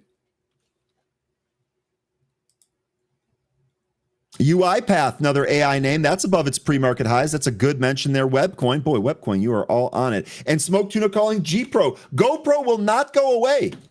Smoke Tuna, we need a video of you wearing a GPro at some of these unbelievable vacation spots that you go to so we can see all the sharks and cool stuff that you're seeing. $2. $2. DPro is approaching that 1350 level. I would look for a pullback to like 1250 and 1220 in that to get involved on the buy side if we can get a pullback back to that level. What are some of the other ones we were talking about? Reddit? Yeah, you know what else, David? We could probably take a look at UNH when you get a chance as well. Yeah, sure. Let me just look at the video. Somebody just got into a trade. Let's check it out. In the video short, Mikey, 194.80. Beautiful trade. So here's NVIDIA, guys and girls. In the short, at the VWAP, which is 194.80, just gave a 50-cent trade, which is about what you want when you're day trading in NVIDIA. Market's getting a little smack-a-dacky here. Let's check out our ESs. Oh, you got to be kidding me, guys.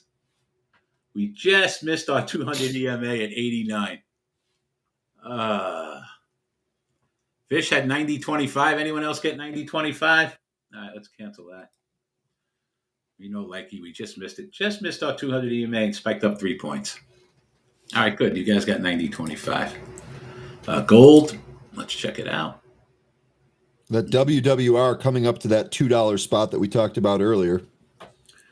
Gold just hit the 200 EMA, guys, at 40.36 and rallied 7 points. Boom. There you go, guys and girls. So gold hit our 200 EMA at 40.36 and just rallied 8 points off that. Anyone in the room got that, or were we waiting for 34.80? I think we were waiting for Also, NVIDIA bucking the trend, showing some pretty significant relative strength here. NASDAQ pulling back to the lows here. NVIDIA says, I don't give a damn. I'm going to the highs. 195 now in NVIDIA. I'm seeing a lot of call flow here, too. These are short-dated calls for next week, as well as some out in January. So we're seeing some short and long-term long-side bets here. NVDA. Let's see. ES is 67.80. Let's pop that out there.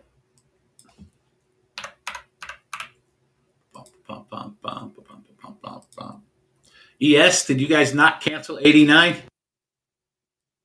Yeah, we canceled 89 when it got close. But if you're in it, Joey, try to get a point or two out of it. It didn't smack below it at all. When it went down a quarter of a point. Yeah, you're good. Guys, on that TTRX IPO from yesterday, we did pull back from the pre-market high. We're halted to the upside now, TTRX, and it looks like we've kind of put in this trend line here. This is what I would trade this against. Real spread, real volatile, and no price history. So pretty risky here, but maybe a move towards the VWAP on deck. We shall see. All right, guys and girls, anyone got anything out now? We got that 40.34 in gold if we spike down there. Smoke Tuna saying WWR might get a nice move if we break that too, Tuna. And then, David, did you have more accounts that you want to give away today before we sign off here? We can pop another 5 out there. Let's do that. Let's do another 5 here real quick. I know we filled the chat up with a bunch of spam, so I want to do this as fast as possible. Let me get, we did 1 last time. Let me get some 7s in the chat. If you are interested. We're going to give away 5 again, right, David? Yes, sir. All right. And we're going to, producer, you'll pin both of those email addresses to the top of the chat. That would be perfect. I'll go ahead and start picking here when I get a little bit more. Okay. First one here. Let me just keep scrolling real quick. Okay, first one right here. Bernhard, you are a winner. Be sure to email David there. Glenn's trolling. USGTA one. Okay, the USG. We have both of them pinned there, but email the WGTA one. That's for the winners, yes. Yeah. Oh my gosh. So here we got another winner, and we've got another amazing handle here. Fjord and Forest. Let's go. What a handle. You are a winner as well. Next winner here, Rippin DT. Oh my gosh. Dan is back. Rippin DT. You are a winner. 2 more here. Let me scroll a little bit. Kelly O.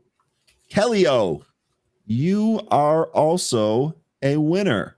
And by the way, I know we got said that we only pick YouTube. I only see YouTube comments putting in 7. I don't see anyone from Twitter doing that. So it's not me picking them. Okay. One more here. Just going to do it real quick. Bang. Shady Wadey. I love it. You are also a winner. That's 5, right? That's 5 there? Yes. All right. 5 more accounts. Done. Boom chakalaka. Nice and again, job. guys and girls, I got a bunch of emails. Once we finish up here, give me like 10 minutes, and I will get you guys in the trading room today. Okay, that's the D Green one. If anyone wants to come hang out with us for 5 days, send me an email, and we'll get you into the trading room. Okay, really good stuff there. Love that you're giving stuff away for free. By the way, GLTO, this now looks like it's trying to curl. We did make it through the VWAP. We took 16. See if we can re-challenge those highs. Again, though, no position. I already scalped this once, and I don't want to give it back. Pretty good. Great job on the ESs, guys, at 86. Look at that. So ES got in at 67.86, only went a quarter of a point below, and just spiked up 6 points. Nice job, PS. Boom chakalaka laka. And GSRT from yesterday, this now going through the VWAP, this at your intraday high here. I do notice some expanding volume. So maybe 16, and then I would say 1630 as the next level above. That's GSRT. 67.97 on the short and the ESs. Let's do it. Yeah, let me get the 5-minute chart up, though.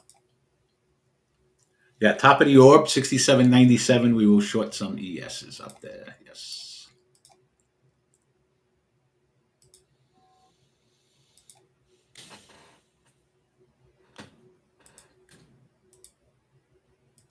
ONDS, red to green move. Good stuff there on this. And it does look like the market pull here found some buyers. So SPY is trying to bounce. NASDAQ also trying to bounce. Dow still near the lows. That's the weakest of the indices so far. Yeah, we just had a nice bounce off the lows in all of the futures. Oh, Nick, you're right. Nick, good idea here. Don't give away any more until we get a like threshold. David, we might have to institute that. Nick, this is a quality idea here. We might have to do that. We might have to do that. I like it for next time. That's what we'll do. If we don't get 50,000 likes, we don't give away any. There we go. Now, David, bringing the heat. That's what I want to see, David. Let's go. NU. Oh, this is a really good mention here. WIS, NUAI. Again, this is pumping on volume here. This was not on deck for me today. 165 clear on volume. Took us to 175. We'll see if we've got some more juice on that one. All right, David, you want to wrap it up here? We got about a minute left. Want to kind of go over any positions or setups that you might still have on the board? No positions right now. We had a couple of really good trades this morning that I missed because I'm going back and forth, but all good. Watching gold. Gold looks like a better short than a buy now. Our little dust that we've been trading in and out of. So this is the opposite of gold. Check it out. And this is the way we've been getting into this stock, right? Big pop up in that, up above 1060. Nope, guys, trade, in, out. Come hang out with us if you want to learn how to trade futures for the next week. And, patience and discipline, as always. Yeah, that's always a good sending off message, David. Patience and discipline, two things that are absolutely going to help you here. We appreciate your insight and the look at the market. Be sure to thank Peter as well. I didn't see him since the last time. And we'll catch up with you next week, all right? Thank you, Ryan. Always a pleasure. Appreciate it. You got it, David. That is David Green. And Futures Forward, really good stuff there from the group. David's departure leaves room for 13. There he is. How you doing there? I'm doing all right. Just had to make sure my mic was on. How's everybody this morning? So everybody making money? Yes, sir. GLTO, the 1-for-1 on the scalps here, and the swings are starting to lock in. Oh, by the way, one thing I did want to update here, I did put in a stop on the remainder of the rocket calls. Remember, the initial paid on those rocket calls was $1.50. My stop's at 100% at 3. On the those are on the March calls. The current, just so you're for some comparison there, the current ask is 340. So if we keep dipping here, we're just going to close that trade out. Can always re-enter that. But yeah, we have already taken gains up at like 6 and 7 on those calls. So we are already massively in the money. 13. Let me ask you, what's on deck for you right now? I'm just watching some of the movers right now. Waiting to see if BJDX is going to break this trend line. You probably have it drawn. If not, you can probably see it in the 5-minute chart. TTRX is trying to recapture VWAP. There were some other ones I was looking at. That GLTO seems like after it filled that gap, just completely reversed and is down at the support area. Yep. So I think that 1430, 1425 area, that's going to be the next area of support. We lose that, I think we could start going under 14, maybe even under 13. That was a pretty clear as day gap fill area that could have been resistance. We did trade a little bit higher than it because that was at 1792, and the high that we put in was 1845. Still, I would have taken profit at that 1792 area. It just stood out like a sore thumb. Yep. But if we do get this support down at that 1425, 1430 area, then next we'll want to see a recapture of VWAP. Okay, really good stuff. Joe saying, Ryan, you got to get to UNH. We did cover it earlier. I had David break it down. But here you go. We are almost at that gap fill, right? 377.5 was the gap fill, I believe. We're at 375.84. Looking like that's about to hit here. Got the 200-day moving average right around 400. That would be your next upside target. 13, let me ask you, do you think that this takes a break at all when it fills that gap? Let me look at the chart here. I would, think that it would. Let's see here. I mean, so you do have that gap fill coming at about 378 and change. We could even view 390 as 380 as a resistance area. If this manages to pull back a little bit and find some footing, like let's say around 360 before it moves higher, we still have that 200-day SMA that's resistance, above that that gap fill area. So I could see this, finding some resistance at the gap fill, turning around, maybe getting a little bit of selling in there, and but I don't think we're going to completely sell off here. I think that if we do come in, I'd be looking at the 360 area because that looks like a solid area of support right now. Okay. Really good stuff. And then the other one that I want to break down here on the chart is being asked about. This is also, I do have a little bit of this. It's not a huge position, but it's okay. Asking about CGC. So 13, if you want to give any levels that you see on CGC, that'd be amazing. Remember, we had Tilray's earnings this morning. Those were positive. CGC moving on that. We're above the 200-day now on CGC. So a continued move higher here would be great. No fresh news. Again, this is off the back of the Tilray earnings here. Looks like it's 175. Nice volume here today. What did you have, 13?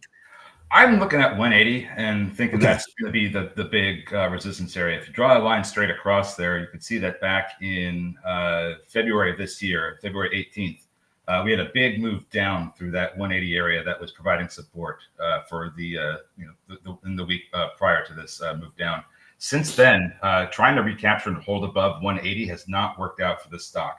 Let's see, we have no more than 2 closes at the most consecutively before this thing really starts to come back down towards 120 or even lower, sometimes down to $1. We've had multiple attempts trying to get over 180. Hasn't lasted very long. I think that if we do continue trading up, we're going to hit that 180. That could be a resistance area or it could be a breakout. And the reason I think it could be a breakout is because we're getting really close to a golden cross here. I don't know if it's going to happen. I don't think it'll happen this week. It looks like it could happen later this month. So as long as we're trading above the 200-day SMA during that time, I expect a golden cross to happen. We had a silver cross back in August. That's kept the price from drifting too far beneath 120. Haven't seen $1 or less since then. So we are getting some bullish indicators here. But one of the biggest tasks, got to get above that 180.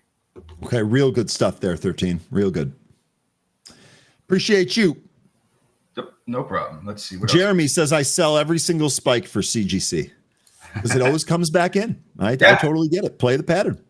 Yeah, and until it starts trading otherwise, I don't see any reason to change that. And Jeremy says, I will only hold when the news is reclassification. So you're talking about marijuana scheduling there. Yeah. So, okay. Jeremy, look, I love how specific the trade plan is. There should be no FOMO in that trade plan. You have a very clear idea of what you're doing. Or there could be some news on the Swift Banking Act. Right.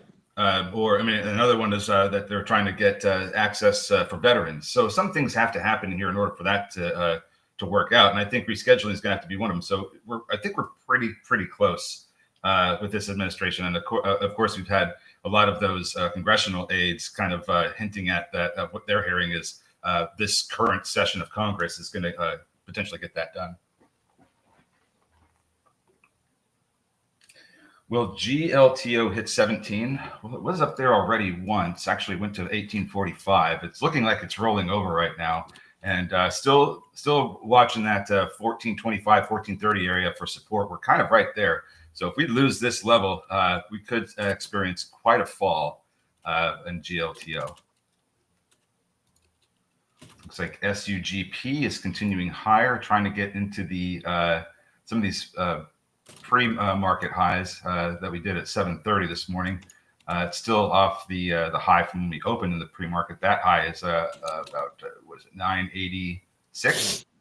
So first we need to get above this 730. I'm sorry, this 884 high. I didn't realize that was what it was. 884 high. We're getting pretty close to that. So if we break through that, next we'll be looking at that opening high of the pre-market.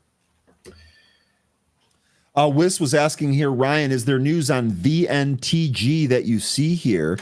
Let's see. I don't have anything fresh here. It looks like this just got hammered here. I just have trading halts and resumptions. Last PR we have was from August. No, Wiss, I don't see much in here. VNTG? Yeah, Victor November Tango Golf. What the heck? Yeah, it's down 82% here today. Dropped in the after hours yesterday, dropping even more here today. This is Vantage. What does this do? Shipbroker. Shipbrokering services, yeah. Yeah, I'm trying to see if there's anything I can see in the news here from earlier this year. There's letter of intents to pick up ship brokering firms, but I don't see anything beyond that. I don't know and it's kind of going down on no news, right? Yeah, I don't see any. I mean, maybe there's something out there that I don't see, but I can't find it. Yeah, I'm not sure about this one. I don't know that I would be, getting into this unless I knew more about it. Yeah. And Kathy here saying, wasn't that a Tim mentioned pick? I don't remember that. Let me ask him, though. Shoot him a quick email here and find out.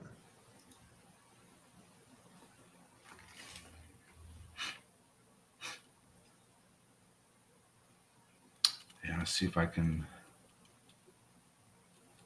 find anything on this. I know why he's asking, right? Because the huge move down here, trying to play maybe for a potential bounce, but I think 13's right here. You really want to know more about that before you try it, honestly. Yeah, I think I'd be careful with that one. Yeah. Now, on the other hand, K-View, that would be interesting because that one I think was getting hammered. And is it on a recovery now? Certainly looks like it. Certainly looks like it. They also got a price target from Citi today, lowered to 17 from 20. So we're almost at that price target. Yeah, it looks like Kenview here, 1550 is the bottom there. Now, if this continues, man, this thing was really extended to the downside. So this thing got hammered. So it's good to see that it's trying to recover here, but the earliest area of resistance is going to be at 1692 where that 20-day SMA is.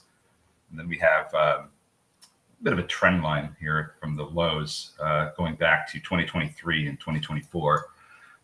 That's going to be another resistance area just above the 20-day SMA. So two areas of resistance there, 20-day SMA and then this trend line, which is roughly 1750.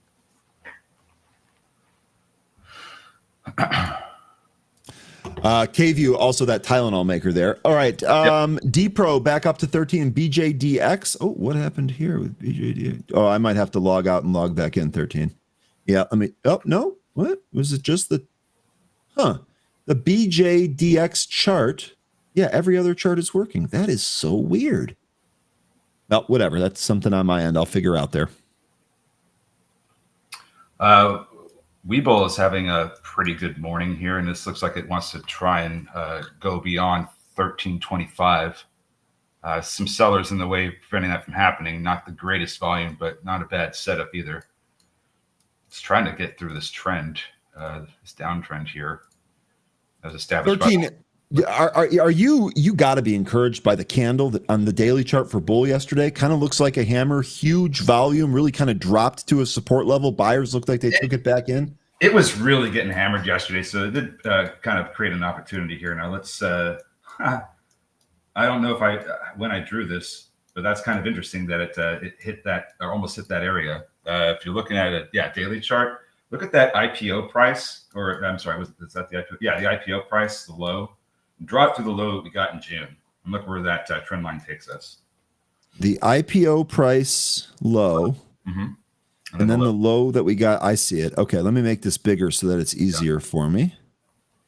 So you're talking about point A through point B and extended to where we are now. Boy, that almost, it really depends on how you draw your line. It actually might have touched it exactly, dude.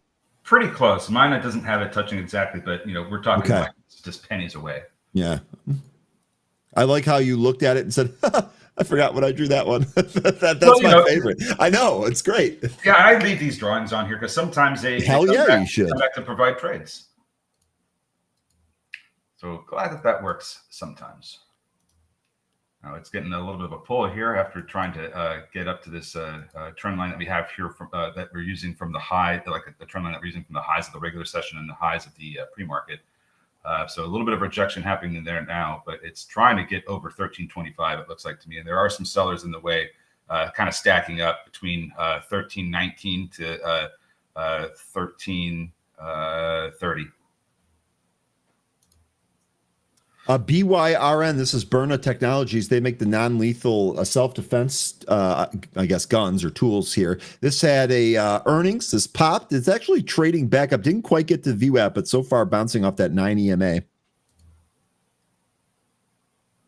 GLTO, this one that we were looking at this morning, man, this thing is really rolling over now. And that MACD wasn't really telling no lie. As soon as we lost that, I think I was saying the 1450 area.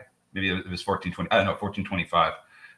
Yeah, that was the last support area that I had before we don't really have much support until around 1180 to 12. Chicago Realtor, I've got my VWAP on Delta at 60.92. Serve, we get another move there. Did we take out those highs from that DoorDash deal? Let's see. Yes, we did. Higher we go. Serve. And look what it did here. When it took those highs out, it basically consolidated above that before it started for the next move higher. Lion, the only thing that happened to us is we all became traders.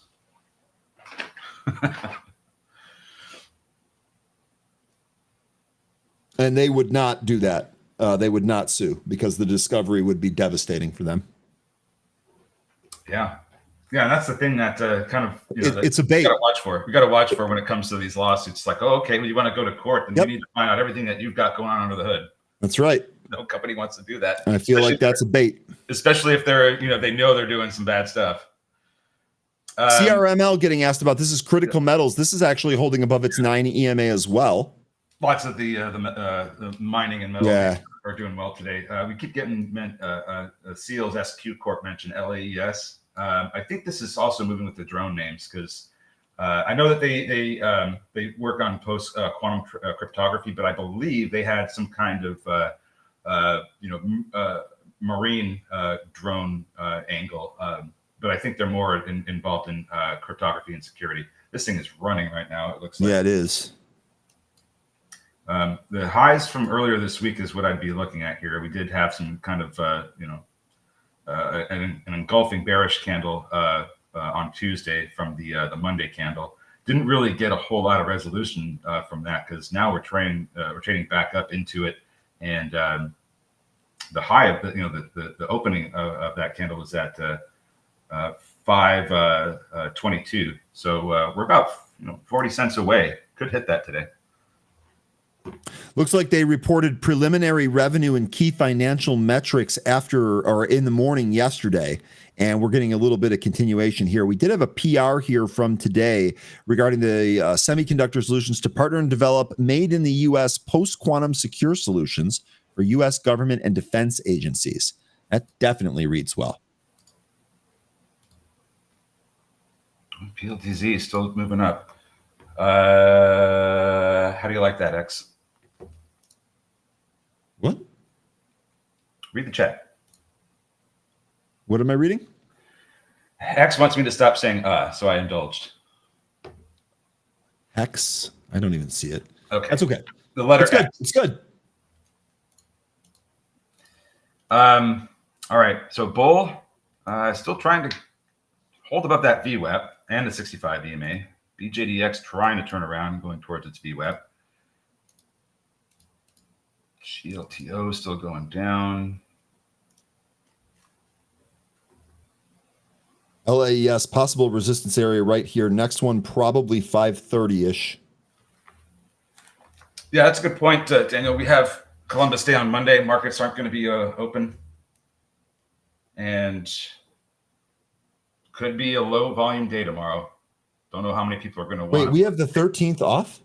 I believe we do. It's Columbus Day. Let me just double check that.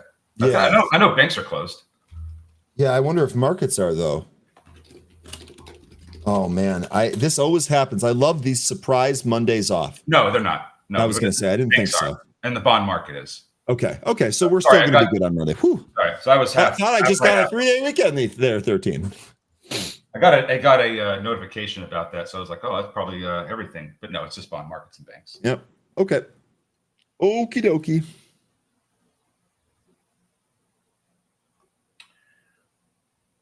Anyone long Chewy?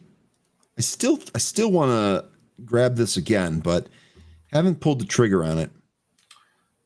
Palantir is still making its way lower. Zach says you're not going anywhere, Ryan. That's okay. That's okay. I am playing golf on Friday, so. What's going on with Cooler? Let's see here. We have some movement, 30-cent move, but what is the news?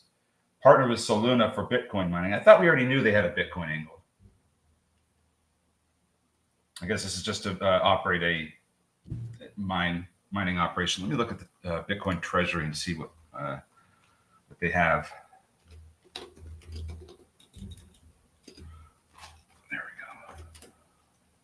ALB, maybe we recapture 100 finally here on ALB. Tell you what, I think some of you made that bottom call, I think around like 70. That was good. So Cooler supposedly has about 1,021 Bitcoin. So I guess this news is more along the lines of, hey, let's mine more. A 3.3 megawatt hosting partnership at Project Sophie. I don't know. It's a facility in Kentucky, but I don't know much beyond that. RCAT ripping. Did we have news on RCAT here? Well, it's in a drone, so all the drones are moving right now. Yeah. Lantronix to showcase Edge AI drone platform at the AUSA 2025. Ondas is going to be there too. That's the October, right? Yep. Washington, D.C. Almost wonder if we get to sell the news on that. We'll see. We'll see. Getting asked about DraftKings, still think that we're going lower. The price target of 30 as the next support area. Might go a little bit sideways here because we are really, really oversold, in my opinion. So looking for a little bit more sideways price action, kind of like how we got last week, where we did have that drop and then kind of chopped around a little bit, went sideways before we made this drop down to where we're close to where we're at now. And I think we'll end up getting a little bit more of that, but $30 is the next area where I think this goes, because this is looking like a pretty bearish formation here over the past couple of years. And the last time this formation happened, it went down to 10. So just thinking that we might end up getting that 30 print. And if we do, would be also looking for it to lose that 30 print, because that's how these patterns resolve. I think more downside's coming. Real quickly, Tuna mentioning PRSO. That was trading up towards its VWAP. I have that at 179. PRSO to me, Tuna, let me know what you think. I think this has got to move through that 179. I also don't like that the volume is compressing here. I would love to see that kick up again. But PRSO, possible move through the VWAP on expanding volume, will take us higher. Should take us higher. Somebody's mentioning here, Cyril mentioning that he's buying Archer on the dip. I'm looking at Archer here, and we do have a bit of a trend line from the highs going back to the May highs, the July highs, and then you had the highs just earlier this week. We haven't really sold off since we made these recent highs, which last times we were in the same area, we did have much more of a sell-off that took us under 10 both times. Hasn't happened yet. Looks like it's actually getting some support around 11. So if that holds up, we could come back up here and break this this trend line here that we have from those highs that I just mentioned. You'd have to look at a daily chart for the highs, but once you see the trend line, you'll see where my area that I'm looking at for a breakout is. I think this is the trend line, right? No, it's from the May highs, the July highs, and then the high we just had in October. May highs, the July highs, and so it's basically just a straight line then.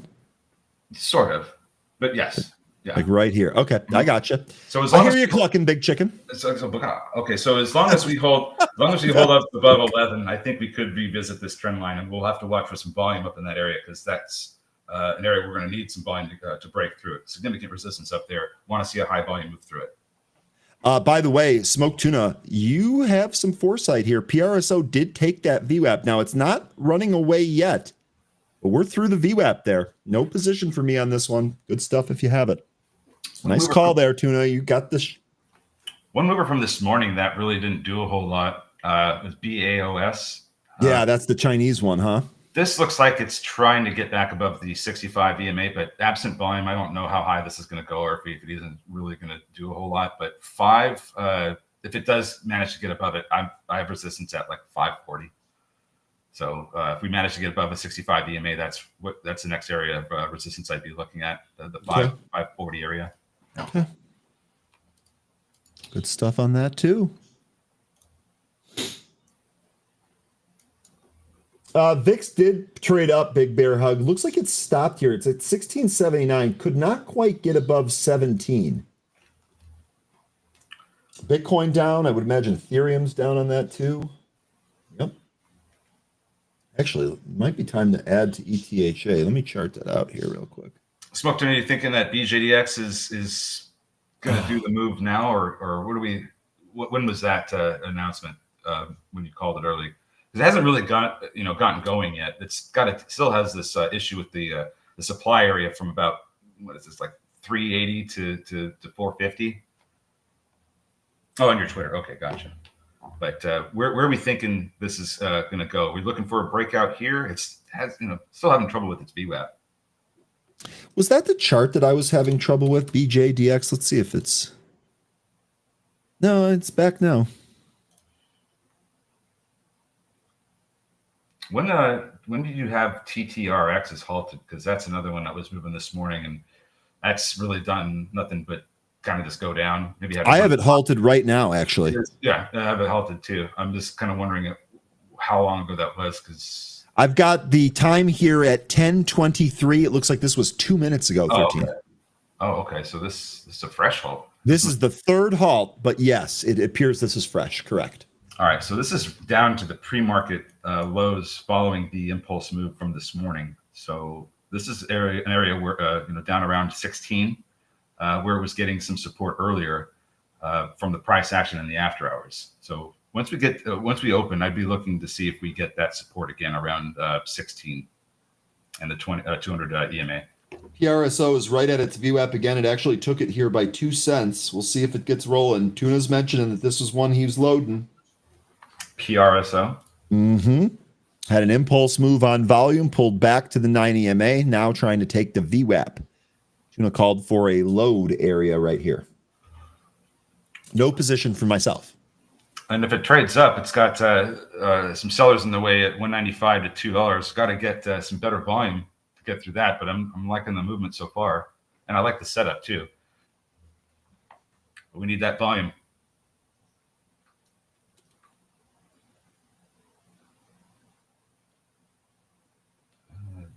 Morning. Joby found a bottom at 17. Goodbye. Well, I mean, now that they've got that offering out of the way, right, Joseph? And that was the big thing that hammered it. Down. What else we got? Anyone else in CRML? I don't know, Jane. I don't know who else is in that. CRML was a pretty decent mover earlier. I didn't trade this one though, so I never, or CRML. Did I type the wrong ticker in? It appears I did.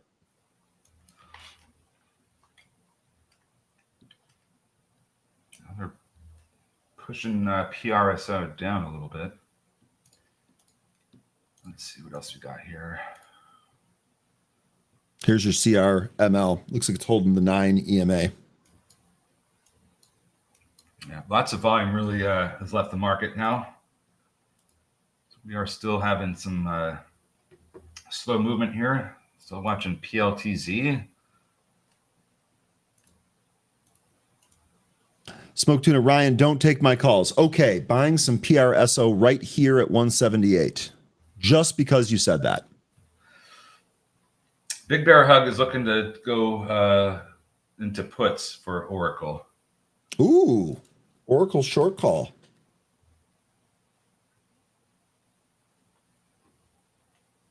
Yeah, Benzinga t-shirt. We need that volume. Am I trading, or is Ryan trading AMD? I own AMD. I don't have any. I was buying AMD starting in November, and I was buying it through the winter. That's not a trade for you, right? That's more of like an investment. Mm-hmm. I wanted to have it for at least a year, but it's funny.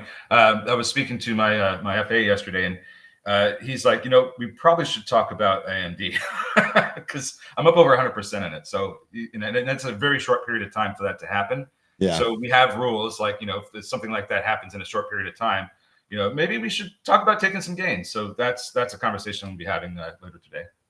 Oh, sweet. That meting is today. I'd be curious to see if there's any other insight that you get from him. I'm gonna. He said he has some interesting things to talk about, so I'm gonna be taking notes. I'll share what I find out in happy hour. Let's go 13. Appreciate that.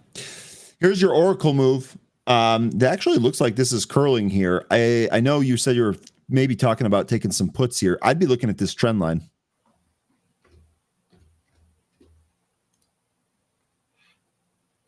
Oracle, that recaptured the 20-day SMA is a necessity at this point. 300 resistance area.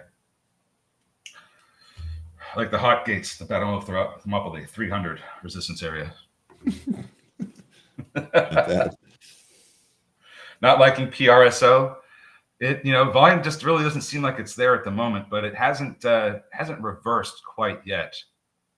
So we'll see what we end up getting here over the next. We'll see what happens to this current candle in the next one. But yeah, still having a hard time with VWAP. Let's see what else we got going here. That looks good. Not a whole lot. We finally have TTRX open coming down to that. Ooh, let me bring that up. That $16 area where I'm looking at support. I'm not interested in taking a position in this. This is a brand new company that IPO'd yesterday and don't have a whole lot of history to look at. But yeah, just curious to see if we end up getting that support down around 16, like we were getting earlier in the pre-market.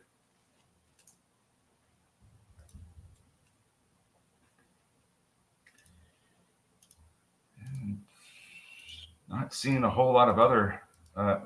What are you folks looking at right now? Yeah, me either. Serve just keeps moving. This had a good entry earlier, but it really hasn't given one since. Nvidia is still higher. Are you talking about like an investment portfolio for long term or for like a trading? When it comes to long term, I mean, I would start with maybe looking at some of the Mag 7s. Then I would also be looking at some of the really hammered down sectors that the really good companies in the hammered down sectors that could return next year. Rare earths could be, that would certainly have one of the those companies in there. It'd probably be more of like, okay, how do I want to diversify? And seeing as how tech, a lot of things, tech is driving a lot of things right now. Tech's a good sector to be in, but it's just very extended. BDRX, this looks like this is curling, but I would still be waiting for this pre-market like tweezer high that we had about 1050. And it's hard to really think about the names that I would choose right now for long term, because I'm still thinking that and Lion was talking about this earlier. Toward the end of this year, maybe beginning of next year, we'll probably see a big maybe we'll start to see a correction or a more definitive correction. Yeah. And that would be a better time, in my opinion, to have a shopping list ready to go. So that's kind of what I'm doing right now. I'm unwinding some positions, taking a little bit of profit. Might even be a little bit of profit taken from AMD from me today. But and I'm raising some cash so I can have that capital ready to go when that event occurs. Could still be months away, but I prefer to be ready. Yeah, I don't blame you. DraftKings. Okay. DraftKings. What's it doing now? Still looks like it's having a hard time getting back above 35. That's what it looks like to me. And I still maintain this is a head and shoulders pattern. It might go sideways for a time, but eventually I think 30 is coming up here pretty soon, like maybe later this month. Yep, no problem. Tello did break 2. Market is pulling back. Right. Well, yeah, it is pretty much across the board. You thinking TQQQ? Well, let's take a look and see where that's at. Yeah, let's see where that's at. That's a good call. Well, it is, let's see, what's this? It's like 60 cents beneath its VWAP. Yeah. So Probably not. I mean, let's see. It was almost $1 much earlier when it was down at 107.58. But yeah, I think it's not quite extended. I mean, this might be a decent trade right here. I just don't know that it's going to reverse. But yeah, that was a little less extended than I'd like it to take. Yeah, I want it to be at least $1 with TQQQ before I start easing in. Yeah, if it gets down to over like 125, 150, I think that's much better. Yeah, so I think we probably need another flush, like a quick move down in order to set that up. Yeah. Hey, Crocodile Dummy, you have a wonderful rest of your day. Take care of yourself. Big B is saying, Ryan, more research on the Carvana put. Look at JEF. This was something that we discussed yesterday on the weakness of car sales. Carvana pretty much at the top end of a broadening formation. Thought maybe there was a short possible there. Here's JEF. This is Jefferies Financial. Oh,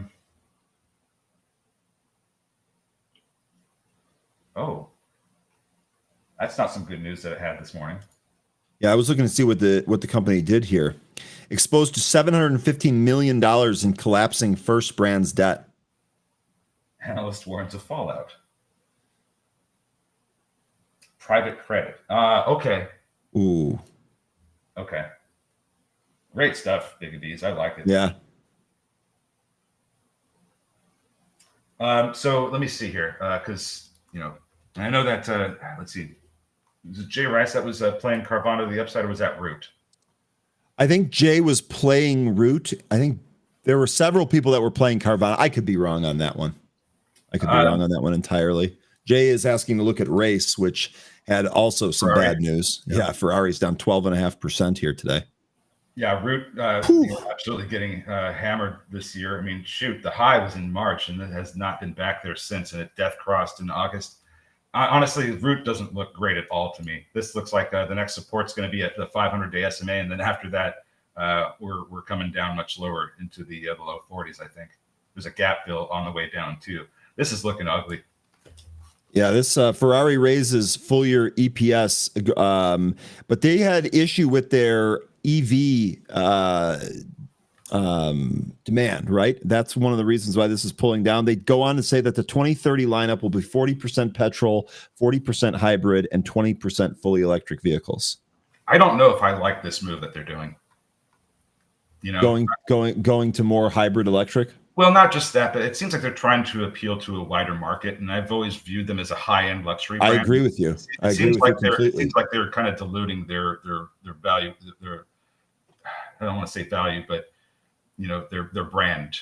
You know what I mean? But yeah, I do know exactly what you mean. I want a Ferrari for that traditional Ferrari that we all know, right? Like Enzo Ferrari, like the history that Ferrari has. Those cars are classic and timeless. I mean, even now, like a Ferrari F40, that shit is like $5 million for a car that was made in the 90s or whatever year it was they stopped producing that. The last year that Enzo actually signed off on a Ferrari design. That stuff has staying power. I agree with you, 13. I think some of the changes, I mean, I guess we'll see how it shakes out here, but I think some of the changes actually takes away from what the brand was. Yeah, I agree. So, good point. Jay, do you have a trade idea on Ferrari? Is there a point where you would buy this stock? And how many Ferraris do you have in the garage, Jay? I forgot. We talked about this last time, but I can't remember how many were in there. A couple of areas that look interesting to me, and I have no idea if that's where they're going to go. But if we are going to get some downside, it looks like to me 330 and 280 look like some pretty good spots for support. And that's pretty far down from where we're at. But given the run here and the loss of this 500-day SMA, which we have not traded beneath since January of 2023, I think that's when the last time we traded, or maybe it was December of 22. This looks like this is about to take a turn to the downside, like some real serious downside. And if that happens, especially with this weakening consumer, I guess it's spreading to the higher end consumers too. I would say 280 to 330. That would be kind of the range where I would think this goes down to. Okay. Jay, I know I was kidding. Tuna says, I don't like the new Ferrari models. They look ugly. I see them, many of them living between Monaco and Cannes. Yeah, I wonder how many more people are kind of getting that impression, because I kind of feel the same way on some of the newer models. I mean, some of those are just, some of them are just so awesome. It's like that car looks and sounds so tough, but it's like some of these new ones just, I don't like them either. I had a Ferrari this morning and then I woke up, says Anthony. Well, keep at it. Keep at it. And hey, if they keep making new ugly ones, you'll probably be able to get an older used one that still looks cool at a discounted price. We'll see. So just looking back here at some of these movers, PRSO still hasn't really, had that ugly breakdown yet that I was suggesting it could, but still not able to get back above VWAP yet. And it still doesn't look like there's an indication that this is going to suddenly explode to the upside. Need to see that volume expand, and then that could that certainly change the case. But need to get above that VWAP, and so far over the past 25 minutes has not been able to do that. Well, I'm sorry, which ticker can you remind me? PRSO. PRSO. Okay, perfect. That was the one that we were waiting for to set up there that Tuna was calling and told me not to buy. Really quick, whoever was asking if Tim Melvin picked NTG, I reached out to him immediately when you asked that. No, he didn't. That was definitely not one of his picks. He's not really into recent IPOs. Some people just absolutely love trading that stuff. Yeah. Look at TTRX. This is really starting to turn around and get some little bit of volume off the 200 EMA. That $16 area I was mentioning. I think that's pretty close to the low that we were getting. 16.13 appears to be the low. Starting to get some turnaround action here, but I would really like to see better volume in this. And this is the IPO one, so yeah. And you know what, 13? I actually had a trend line here from the intraday low that we bounced from before. We've actually broken that and have not been able to move back above that. BGDX dead. It kind of does seem that way. We've lost a 65 EMA. We're at the last little area of support before it drops down to the 200. So yeah, I think that's kind of what we're looking at here with this one. This one might be dead. Maybe it comes back later in the day. We've certainly seen plenty of these movers that peter out into the lunch hour. Just come back with authority later in the day. So certainly don't take it off your radar, but it doesn't look like there's any real reason to get into positions here. No, Jay, he hasn't mentioned EAF anytime recently. Nope. Market turning back up now. Shake out those hands. So that TQQQ, that was actually pretty good timing, but kind of going back to what we were discussing at the beginning of the day, didn't really meet our plan, right? We have a very clear plan for the TQQQ entry, and it didn't get there. So, okay, missing it. Yep. Thoughts on ONDS? Asks Neville. Don't forget, a week from tomorrow, interviewing the CEO here in the morning. We're at a spot with this one where it looks like 12 could be that big resistance area, because if you look back at 2021, there is a lot of supply up above 12, from 12 to let's just say 15, 12 to 15. Lots of supply, lots of sellers still up in there. And certainly we could push through that, but we're gonna need the same kind of volume we've been getting, and I just don't know if we're going to be able to get through all that. You're looking at if you look at a daily chart, you can see what I'm talking about here, Ryan. Is back from 2021, the very beginning, lots of supply there that I'd be concerned about. You have to go back to 2021. Yeah, let me. I was going to say, let me just get a different chart here. There you go. Here's what you're talking about. Here's that supply that he's talking about. Yeah, it looks pretty thick on the daily chart there. Let me look at a weekly here and see if I can. Yeah, so a little bit less in there, but still applies that 12 to 15 area. Lots of supply. Yeah, what I will say here on the daily is that it does, this back and forth action here, it does just kind of look like it's trading sideways here. And if it continues to stay in that, that paves the way for another leg higher.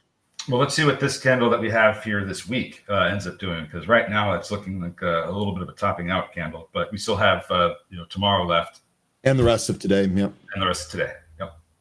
But man, a 93 RSI on the weekly. That's, I know. That's a little concerning. 81 RSI on the monthly. And this is why we sold some on the way up, right? That was the whole point of that. So now, at least in my position, whatever I have left, I can hold. And I've told you guys, I'm planning on holding at least 1,000 shares forever. So, and I don't know exactly where this is going to come back into. I feel like it does have to come back in, but $8 is looking like a really good support area. So if we are going to, the sell off here from it being extended, a lot of the drone names and a lot of these, low float names or the small cap names start to come back in. I think for ONDS, 8 looks like a pretty good spot. Okay. All right. We've got an all access coming up here. Right.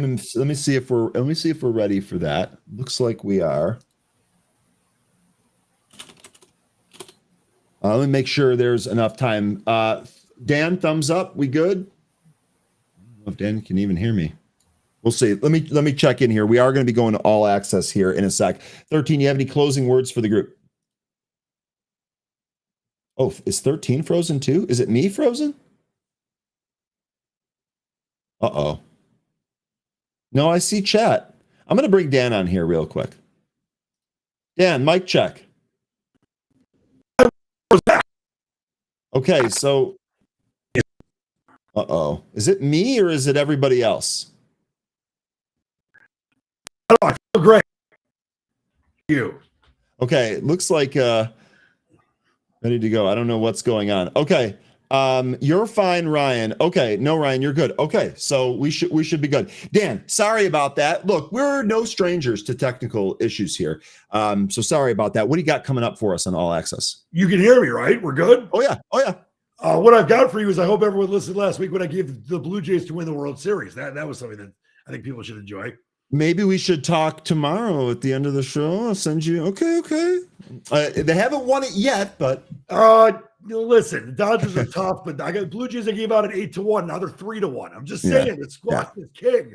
But Ryan, it's great to see you. I do have Eric Desaulniers, the founder, president, and CEO of Nouveau Monde Graphite. Graphite's hot right now. Looking forward to talking with him, my friend. Okay, Dan, take it away. I'm gonna get out of your hair. Hey, Zingers, and welcome into All Access. I do have a wonderful guest for you today. It is Eric Desaulniers, the founder, president, and CEO of Nouveau Monde Graphite. Their NYSE ticker is NMG. He's joining us for exclusive talk today. All Access starts right now.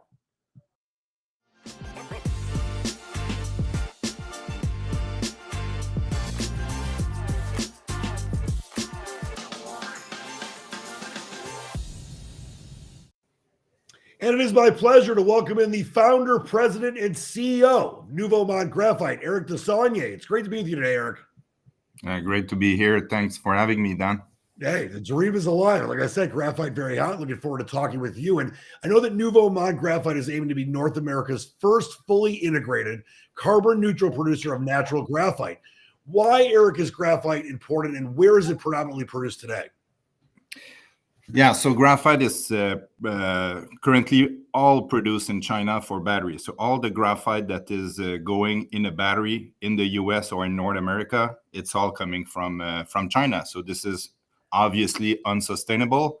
Obviously, people need to find an alternative. That's why 2 years ago, we were able to make a very good agreement with Panasonic Energy, that are the supplier to Tesla, and with General Motors. So those key agreements allowed us to keep developing the project. And now we're talking way more these days about the security of supply for other applications. So defense application, strategic areas where the graphite is used, not only in batteries, that are also becoming more and more important. So this is very, very interesting moment for us. And obviously I was in Toronto yesterday. I was going to say, I just saw you put the Blue Jays hat on. I had no clue you were a Blue Jays guy like me. Me too. But yesterday I was in Toronto. It was so hot. Not only graphite is hot. So I was there, but for a USA Canada summit, very interesting summit. A lot of conversation between. We had the chance to have even the Prime Minister Carney make a speech. So it's very topical. The relationship between Canada and US there's a lot of stuff Canada can provide the US, and it's critical minerals. It's at the forefront of the conversation between our two great countries. So we're very, very excited about this timing for us. No, it is. It's huge, and a great time for the Blue Jays as well. It's very cool you were able to enjoy that yesterday. And Eric, how is Nouveau Monde meeting its goal to become that first carbon neutral producer of natural graphite? Yeah, so for being carbon neutral, so we have a lot of initiative to achieve that. So we did an agreement with Caterpillar, was in 2020. That now the next step is really in our hands. They have the trucks and all the shovel, everything is ready to be deployed for all electric. So they have a precise timeline for each piece of equipment. Now it's NMG need to start finishing the construction of this project. So this is really what we're doing now. We are actively negotiating all our offtakes, hopefully to be announced this fall, so we can complete the project financing package and launch construction at full speed in Q1, Q2 next year, to deliver the first ton to market mid-2028. This is really our goal, and this is what I'm doing on a daily basis. So the window is open for us. We need to make sure we get to this project financing done in time to beat this G7 big mine. There's no other big graphite project in the G7. We talk a lot about Africa project or in China and all that, but the fact is graphite needs to be also produced in a very secure place like we are here, and now it's the right time for us to take this leading position. No, it is. It's an incredible time, as you alluded to, and I talked about as well. And Eric, I know when it comes to natural graphite that NMG is focused on upstreaming, an area you say I know that investors should be focused on as well. Why do you feel upstreaming is better than other areas of mining right now?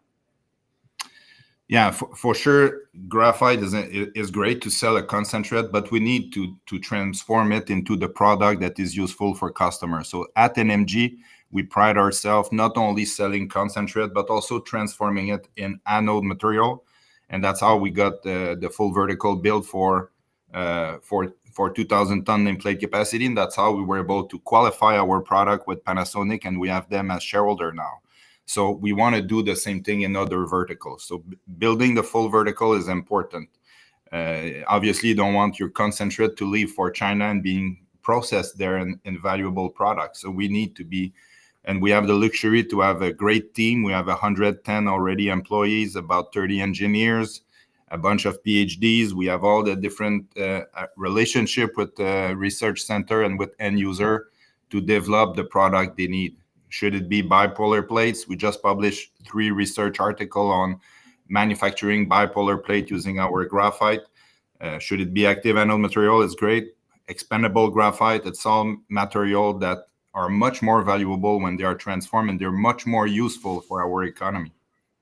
Such exciting stuff, Eric. And you alluded to this. I know NMG's National Graphite Project is getting a lot of interest from governments, strategic investors, and of course, obviously, customers. Can you tell us who is backing the project? Yeah, currently the big shareholders we have, the largest shareholder is Investissement Québec at 17%. We were the first investment as well of Canada Growth Fund, managed by PSP in Montreal. So they are 13% shareholder. And then we have Palingers, we have Mitsui in Japan. Japan is a big user of graphite. So yep. Mitsui with Panasonic, obviously GM. So we have six insiders, 6 strategic investors that are all very motivated to continue the journey with us and be part of this project financing moving forward. And you had mentioned, obviously, the great relationship between, America and Canada. And, the Trump administration has been investing in companies it deems critical lately. There was MP Materials Corporation, the rare earth mineral materials miner, Lithium Americas Corp, which obviously was recent, was a big deal, a lithium producer, and the chip maker Intel. Rumors have been swirling, Eric, as to which company will be next. Is NMG in the mix? Have you had any talks with the Trump administration? Is a possible investment coming? Obviously, I cannot talk about that in details. What is the relationship with the Department of War or the DND and all those things? But obviously, graphite is very important for the U.S. economy, not only in batteries, but a lot of other applications, especially in defense application. When you want to shield the electromagnetic field, you use graphite. If you want to having a better management on heat, thermal management, all those things, where graphite matters a lot. So not only to the Department of War in the US, but also to DND, also to all the other G7 countries who are now deploying much more capital in defense. So this is very interesting for us because, basically the lithium-ion battery market is a big volume market for us. We need to be there, but we are competing head-to-head with China. So big volume, it will justify the size of the project for sure. Great partner like Panasonic, GM, but the profit will come from the lower volume, higher margin businesses that we are developing.